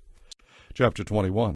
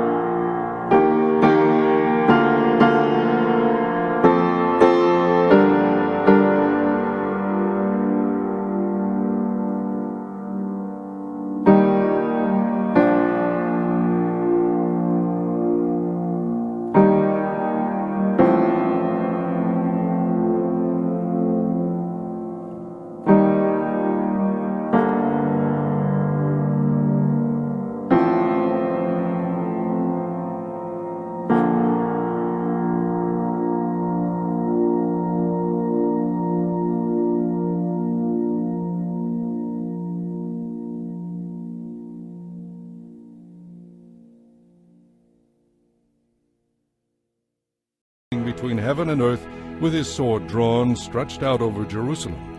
So David and the leaders of Israel put on sackcloth to show their distress, and fell down with their faces to the ground. And David said to God, I am the one who called for the census. I am the one who has sinned and done wrong. But these people are innocent. What have they done? O Lord my God, let your anger fall against me and my family, but do not destroy your people. Then the angel of the Lord told Gad to instruct David to build an altar to the Lord at the threshing floor of Araunah the Jebusite. So David obeyed the instructions the Lord had given him through Gad. Araunah, who was busy threshing wheat at the time, turned and saw the angel there. His 4 sons who were with him ran away and hid. When Araunah saw the king approaching, he left his threshing floor and bowed to the ground before David. David said to Araunah, Let me buy this threshing floor from you at its full price. Then I will build an altar to the Lord there, so that he will stop the plague. Take it, my lord, and use it as you wish. Araunah said to David, Here are oxen for the burnt offerings, and you can use the threshing tools for wood to build a fire on the altar. And take the wheat for the grain offering. I will give it all to you. But the king replied to Araunah, No, I insist on paying what it is worth. I cannot take what is yours and give it to the Lord. I will not offer a burnt offering that has cost me nothing. So David gave Araunah 600 pieces of gold in payment for the threshing floor. David built an altar there to the Lord, and sacrificed burnt offerings and peace offerings. And when David prayed, the Lord answered him by sending fire from heaven to burn up the offering on the altar. Then the Lord spoke to the angel, who put the sword back into its sheath. When David saw that the Lord had answered his prayer, he offered sacrifices there at Araunah's threshing floor. At that time, the tabernacle of the Lord and the altar that Moses made in the wilderness were located at the hill of Gibeon. But David was not able to go there to inquire of God, because he was terrified by the drawn sword of the angel of the Lord. Chapter 22. Then David said, This will be the location for the temple of the Lord God, and the place of the altar for Israel's burnt offerings. So David gave orders to call together the foreigners living in Israel, and he assigned them the task of preparing blocks of stone for building the temple of God. David provided large amounts of iron for the nails that would be needed for the doors and the gates and for the clamps, and more bronze than they could ever weigh. He also provided innumerable cedar logs, for the men of Tyre and Sidon had brought vast amounts of cedar to David. David said, My son Solomon is still young and inexperienced, and the temple of the Lord must be a magnificent structure, famous and glorious throughout the world. So I will begin making preparations for it now. So David collected vast amounts of building materials before his death. Then David sent for his son Solomon, and instructed him to build a temple for the Lord, the God of Israel. I wanted to build a temple to honor the name of the Lord my God, David told him. But the Lord said to me, You have killed many men in the great battles you have fought, and since you have shed so much blood before me, you will not be the one to build a temple to honor my name. But you will have a son who will experience peace and rest. I will give him peace with his enemies in all the surrounding lands. His name will be Solomon, and I will give peace and quiet to Israel during his reign. He is the one who will build a temple to honor my name. He will be my son, and I will be his father. And I will establish the throne of his kingdom over Israel forever. Now, my son, may the Lord be with you, and give you success as you follow his instructions in building the temple of the Lord your God. And may the Lord give you wisdom and understanding, that you may obey the law of the Lord your God as you rule over Israel. For if you carefully obey the laws and regulations that the Lord gave to Israel through Moses, you will be successful. Be strong and courageous. Do not be afraid or lose heart. I have worked hard to provide materials for building the temple of the Lord. Nearly 4,000 tons of gold, nearly 40,000 tons of silver, and so much iron and bronze that it cannot be weighed. I have also gathered lumber and stone for the walls, though you may need to add more. You have many skilled stonemasons and carpenters and craftsmen of every kind available to you. They are expert goldsmiths and silversmiths and workers of bronze and iron.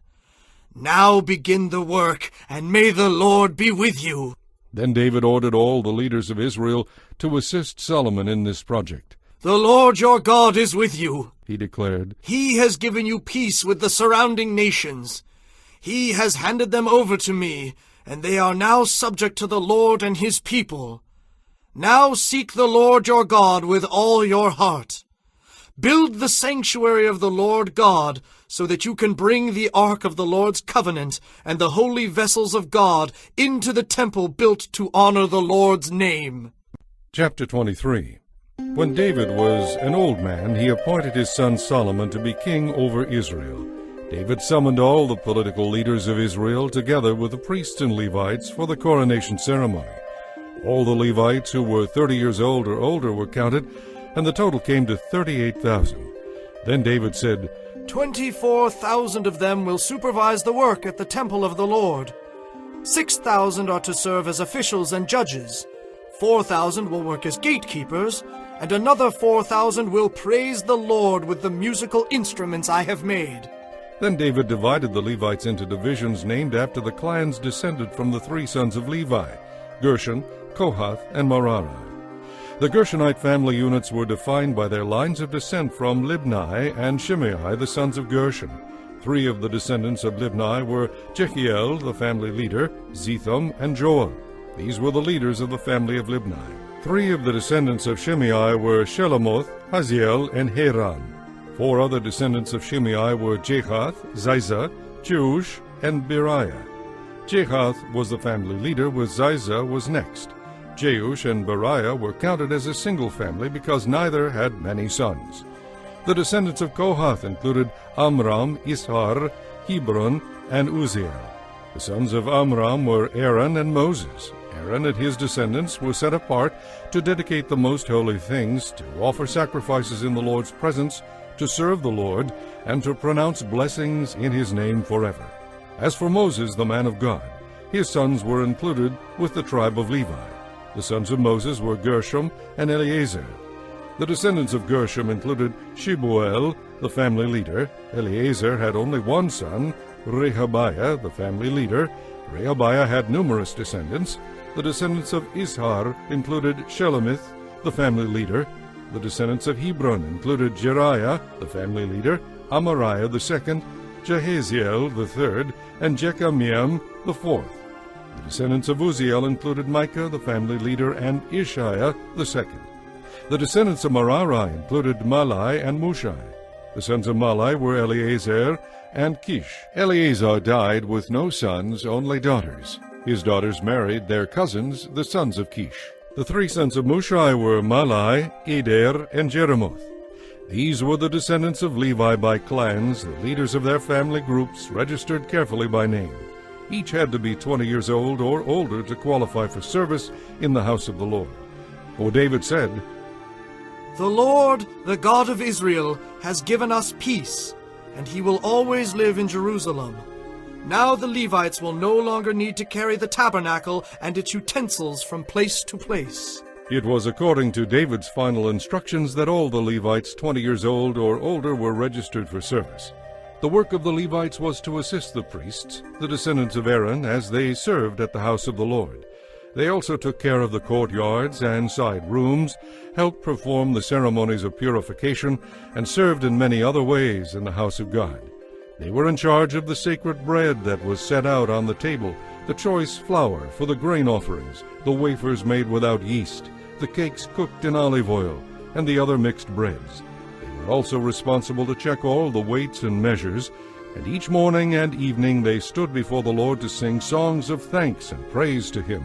They assisted with the burnt offerings that were presented to the Lord on Sabbath days, at new moon celebrations, and at all the appointed festivals. The proper number of Levites served in the Lord's presence at all times, following all the procedures they had been given. And so, under the supervision of the priests, the Levites watched over the tabernacle and the temple, and faithfully carried out their duties of service at the house of the Lord. Chapter 24. This is how Aaron's descendants, the priests, were divided into groups for service. The sons of Aaron were Nadab, Abihu, Eleazar, and Ithamar. But Nadab and Abihu died before their father did, and they had no sons. So only Eleazar and Ithamar were left to carry on as priests. With the help of Zadok, who was a descendant of Eleazar, and Ahimelech, who was a descendant of Ithamar, David divided Aaron's descendants into groups according to their various duties. Eleazar's descendants were divided into 16 groups, and Ithamar's into 8, for there were more family leaders among the descendants of Eleazar. All tasks were assigned to the various groups by means of sacred lots, so that no preference would be shown, for there were many qualified officials serving God in the sanctuary from among the descendants of both Eleazar and Ithamar. Shemaiah, son of Nethanel, a Levite, acted as secretary, and wrote down the names and assignments in the presence of the king. Zadok the priest, Ahimelech son of Abiathar, and the family leaders of the priests and Levites. The descendants of Eleazar and Ithamar took turns casting lots. The first lot fell to Jehoiarib, the second lot fell to Jedaiah, the third lot fell to Harim, the fourth lot fell to Seorim, the fifth lot fell to Malchijah, the sixth lot fell to Mijamin, the seventh lot fell to Hakoz, the eighth lot fell to Abijah, the ninth lot fell to Jeshua, the 10th lot fell to Shechaniah, the 11th lot fell to Eliashib, the 12th lot fell to Jachim, the 13th lot fell to Huppah, the 14th lot fell to Jeshabeah, the 15th lot fell to Bilgah, the 16th lot fell to Immer, the 17th lot fell to Hazir, the 18th lot fell to Hapizez, the 19th lot fell to Pethahiah, the 20th lot fell to Jehezkel, the 21st lot fell to Jachin, the 22nd lot fell to Gamul, the 23rd lot fell to Delaiah, the 24th lot fell to Maaziah. Each group carried out its duties in the house of the Lord according to the procedures established by their ancestor Aaron in obedience to the commands of the Lord, the God of Israel. These were the other family leaders descended from Levi. From the descendants of Amram, the leader was Shibuel. From the descendants of Shibuel, the leader was Jedaiah. From the descendants of Rehabiah, the leader was Ishiah. From the descendants of Ishar, the leader was Shelomith. From the descendants of Shelomith, the leader was Jehath. From the descendants of Hebron, Jeriah was the leader. Amariah was second in command, Jehaziel was third, and Jechemiam was fourth. From the descendants of Uzziel, the leader was Micah. From the descendants of Micah, the leader was Shamir, along with Ishiah, the brother of Micah. From the descendants of Ishiah, the leader was Zechariah. From the descendants of Merari, the leaders were Malai and Mushai. From the descendants of Jaaziah, the leader was Beno. From the descendants of Merari through Jaaziah, the leaders were Beno, Shoham, Zikr, and Ibri. From the descendants of Malai, the leader was Eleazar, though he had no sons. From the descendants of Kish, the leader was Jeramiel. From the descendants of Mushai, the leaders were Malai, Eder, and Jeremoth. These were the descendants of Levi in their various families. Like the descendants of Aaron, they were assigned to their duties by the means of sacred lots, without regard to age or rank. It was done in the presence of King David, Zadok, Ahimelech, and the family leaders of the priests and the Levites. Chapter 25. David and the army commanders then appointed men from the families of Asaph, Heman, and Jeduthun to proclaim God's messages to the accompaniment of harps, lyres, and cymbals. Here is a list of their names and their work.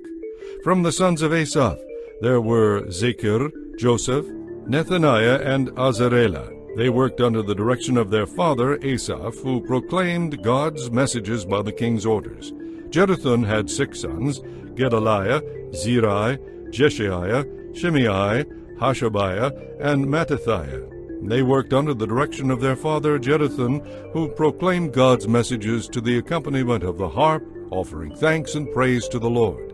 Heman's sons were Bukiah, Mattaniah, Uzziel, Shubael, Jeremoth, Hananiah, Eliathah, Gedaltai, Romamtiezer, Joshbekasha, Malothai, Hothir, and Mahazioth. All these were the sons of Heman, the king's seer, for God had honored him with 14 sons and 3 daughters. All these men were under the direction of their fathers as they made music at the house of the Lord. Their responsibilities included the playing of cymbals, lyres, and harps at the house of God. Asaph, Jeduthun, and Heman reported directly to the king. They and their families were all trained in making music before the Lord, and each of them, 288 in all, was an accomplished musician. The musicians were appointed to their particular term of service by means of sacred lots, without regard to whether they were young or old, teacher or student. The first lot fell to Joseph of the Asaph clan and 12 of his sons and relatives. The second lot fell to Gedaliah and 12 of his sons and relatives. The third lot fell to Zechir and 12 of his sons and relatives. The fourth lot fell to Zirai and 12 of his sons and relatives. The fifth lot fell to Nethaniah and 12 of his sons and relatives. The sixth lot fell to Bukiah and 12 of his sons and relatives. The seventh lot fell to Asarela and 12 of his sons and relatives. The eighth lot fell to Jeshaiah and 12 of his sons and relatives. The ninth lot fell to Mattaniah and 12 of his sons and relatives. The 10th lot fell to Shimei and 12 of his sons and relatives. The 11th lot fell to Uzziel and 12 of his sons and relatives. The 12th lot fell to Hashabiah and 12 of his sons and relatives. The 13th lot fell to Shubiel and 12 of his sons and relatives. The 14th lot fell to Mattathiah and 12 of his sons and relatives. The 15th lot fell to Jeremoth and 12 of his sons and relatives. The 16th lot fell to Hananiah and 12 of his sons and relatives. The 17th lot fell to Joshbekasha and 12 of his sons and relatives. The 18th lot fell to Hanani and 12 of his sons and relatives. The 19th lot fell to Malothai and 12 of his sons and relatives. The 20th lot fell to Eliathah and 12 of his sons and relatives. The 21st lot fell to Hothir and 12 of his sons and relatives. The 22nd lot fell to Gedaltai and 12 of his sons and relatives. The 23rd lot fell to Mahazioth and 12 of his sons and relatives. The 24th lot fell to Romantiezer and 12 of his sons and relatives. Chapter 26. These are the divisions of the gatekeepers. From the Korahites there was Meshelemiah, son of Kori, of the family of Asaph. The sons of Meshelemiah were Zechariah the oldest, Jediel the second, Jabadiah the third, Jathniel the fourth, Elam the fifth, Jehohanan the sixth, and Eliehonai the seventh. The sons of Obed-Edom, also gatekeepers, were Shemaiah the oldest, Jehozabad the second, Joah the third, Sakar the fourth, Nathanael the fifth, Amiel the sixth, Issachar the seventh, and Peuelthai the eighth. God had richly blessed Obed-Edom. Obed-Edom's son Shemaiah had sons with great ability who earned positions of great authority in the clan.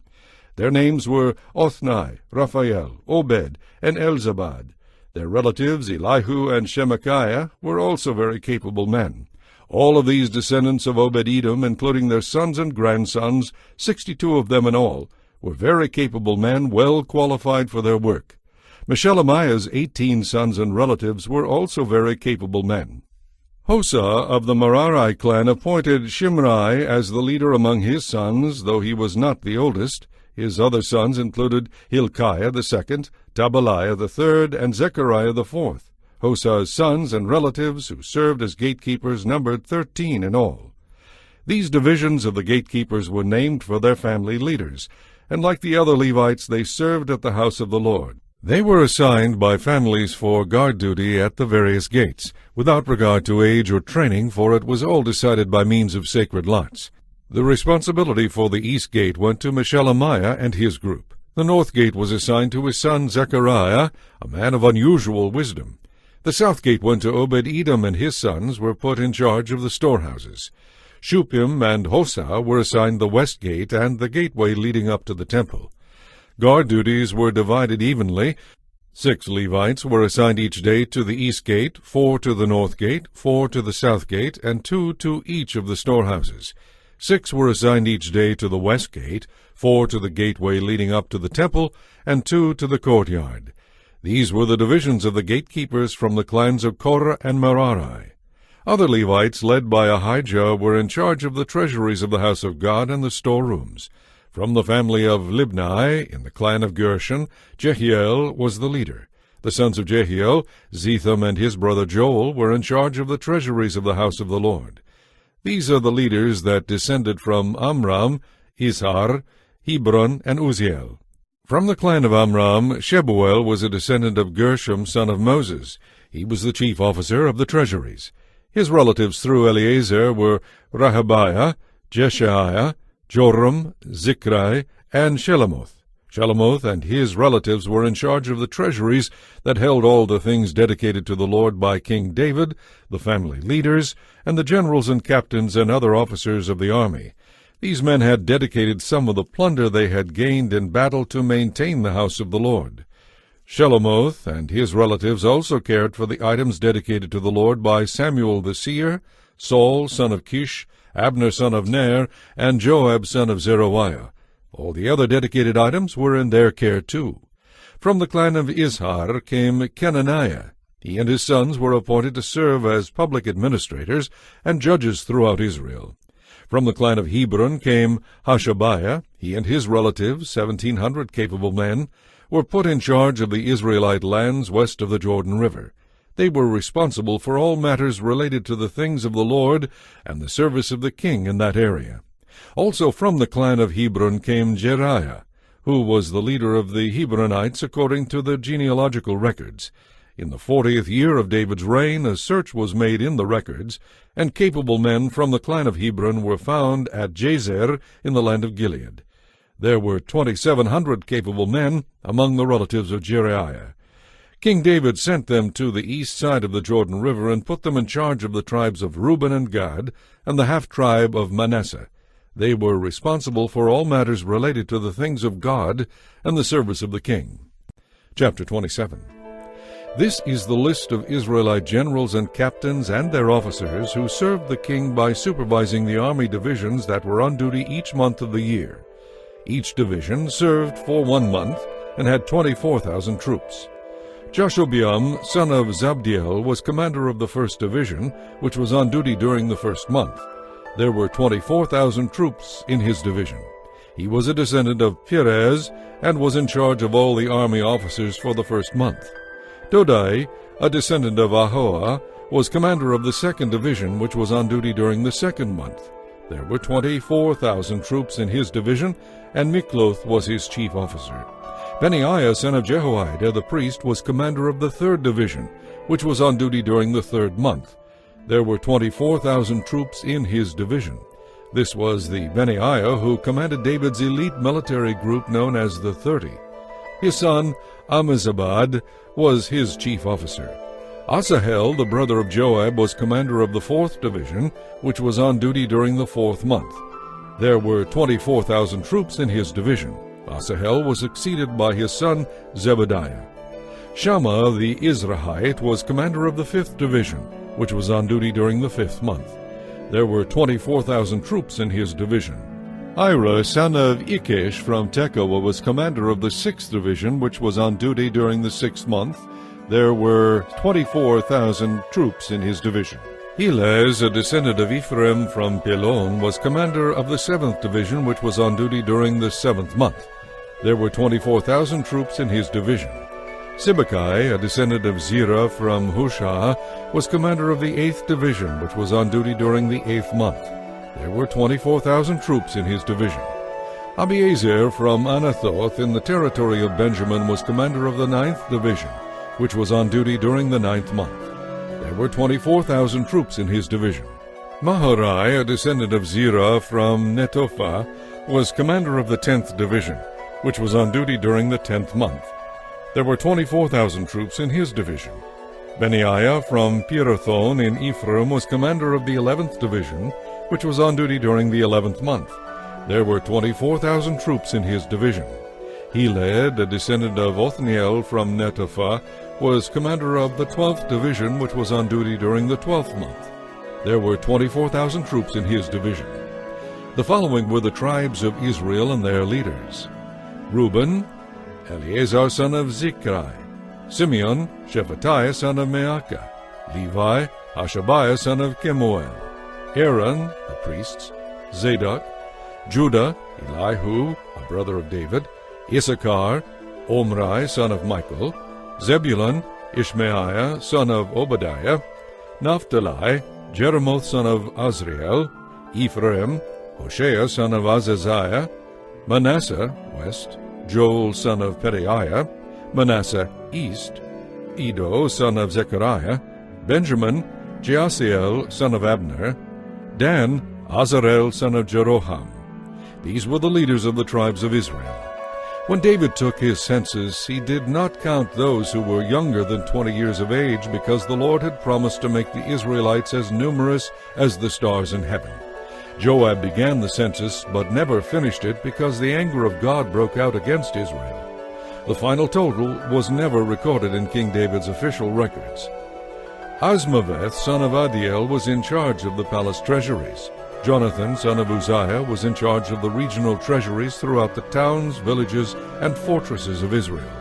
Ezrai, son of Kilub, was in charge of the field workers who farmed the king's lands. Shimei from Ramah was in charge of the king's vineyards. Zabdi from Shepham was responsible for the grapes and the supplies of wine. Baal-Hanan from Gider was in charge of the king's olive groves and sycamore fig trees in the foothills of Judah. Joash was responsible for the supplies of olive oil. Shitrei from Sharon was in charge of the cattle on the Sharon plain. Shaphat, son of Adlai, was responsible for the cattle in the valleys. Obil, the Ishmaelite, was in charge of the camels. Jediah from Meronoth was in charge of the donkeys. Jaziz, the Hagrite, was in charge of the king's sheep. All these officials were overseers of King David's property. Jonathan, David's uncle, was a wise counselor to the king, a man of great insight, and a scribe. Jehiel, the Hachmonite, was responsible to teach the king's sons. Ahithophel was the royal adviser. Hushai, the Archite, was the king's friend. Ahithophel was succeeded by Jehoiada, son of Benaiah, and by Abiathar. Joab was commander of the Israelite army. Chapter 28. David summoned all his officials to Jerusalem, the leaders of the tribes, the commanders of the 12 army divisions, the other generals and captains, the overseers of the royal property and livestock, the palace officials, the mighty men, and all the other warriors in the kingdom. My brothers and my people, it was my desire to build a temple where the ark of the Lord's covenant, God's footstool, could rest permanently.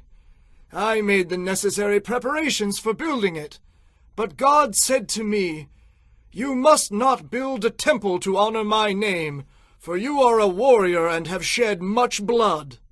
Yet the Lord, the God of Israel, has chosen me from among all my father's family to be king over Israel forever. For he has chosen the tribe of Judah to rule, and from among the families of Judah he chose my father's family. And from among my father's sons the Lord was pleased to make me king over all Israel. And from among my sons, for the Lord has given me many children, he chose Solomon to succeed me on the throne of his kingdom of Israel. He said to me, 'Your son Solomon will build my temple and its courtyards, for I have chosen him as my son, and I will be his father. And if he continues to obey my commands and regulations as he does now, I will make his kingdom last forever.' So now, with God as our witness, I give you this charge for all Israel, the Lord's assembly. Be careful to obey all the commands of the Lord your God, so that you may possess this good land and leave it to your children as a permanent inheritance. And Solomon, my son, get to know the God of your ancestors. Worship and serve him with your whole heart and with a willing mind. For the Lord sees every heart and understands and knows every plan and thought.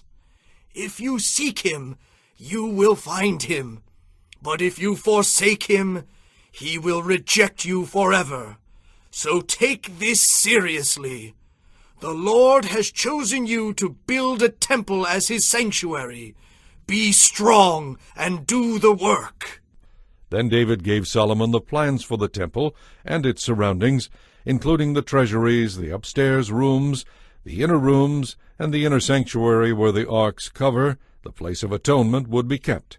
David also gave Solomon all the plans he had in mind for the courtyards of the Lord's temple, the outside rooms, the treasuries of God's temple, and the rooms for the dedicated gifts. The king also gave Solomon the instructions concerning the work of the various divisions of priests and Levites in the temple of the Lord.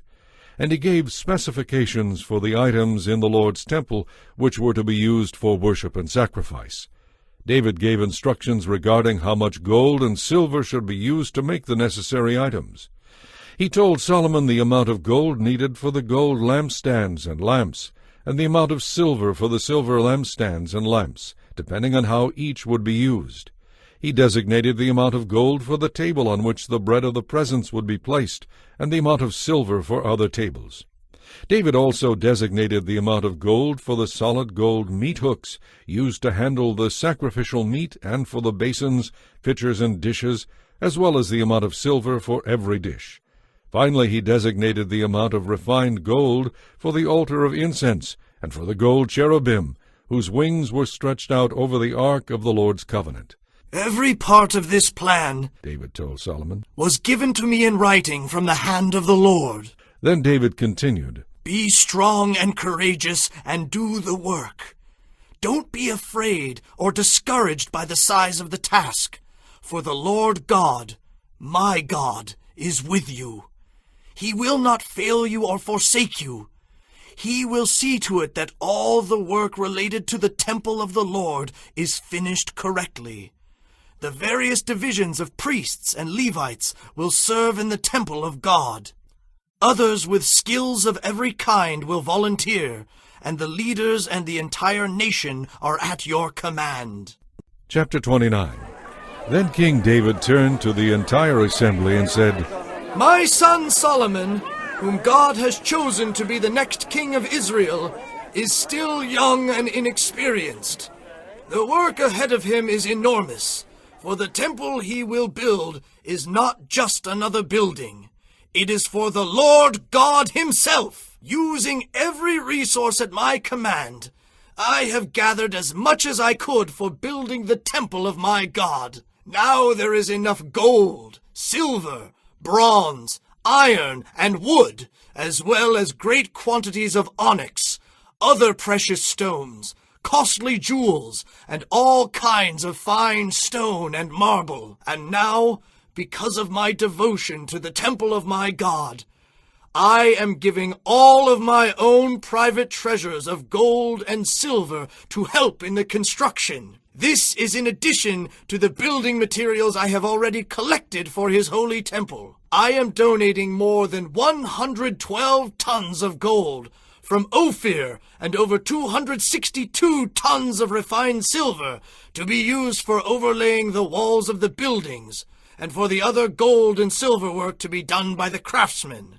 Now then, who will follow my example? Who is willing to give offerings to the Lord today?" Then the family leaders, the leaders of the tribes of Israel, the generals and captains of the army, and the king's administrative officers all gave willingly. For the construction of the temple of God they gave almost 188 tons of gold, 10,000 gold coins, about 375 tons of silver, about 675 tons of bronze, and about 3,750 tons of iron. They also contributed numerous precious stones, which were deposited in the treasury of the house of the Lord under the care of Jehiel, a descendant of Gershon. The people rejoiced over the offerings, for they had given freely and wholeheartedly to the Lord, and King David was filled with joy. Then David praised the Lord in the presence of the whole assembly. "O Lord, the God of our ancestor Israel, may you be praised forever and ever.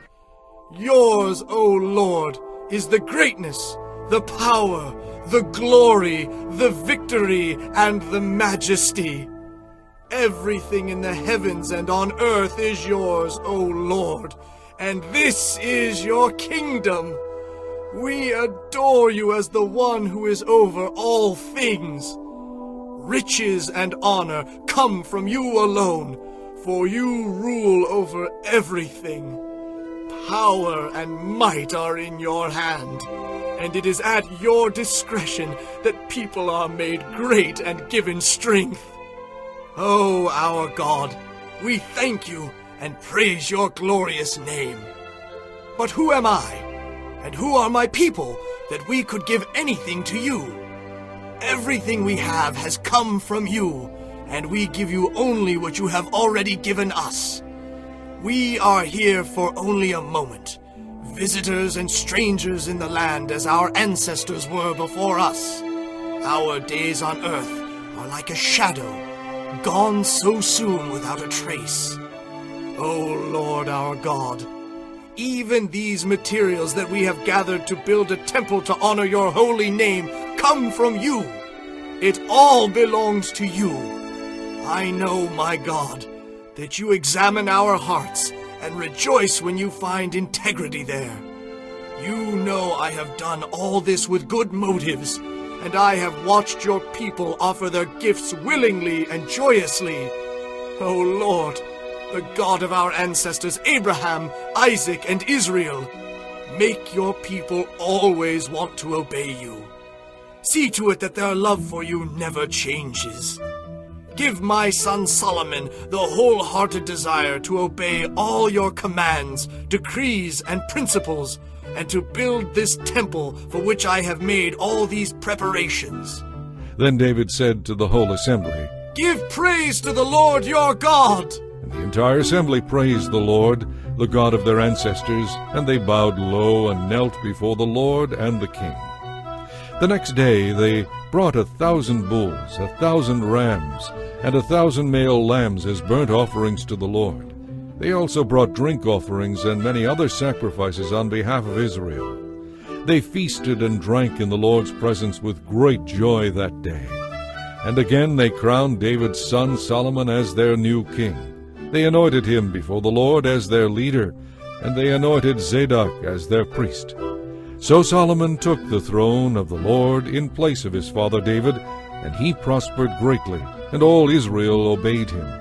All the royal officials, the army commanders, and the sons of King David pledged their loyalty to King Solomon.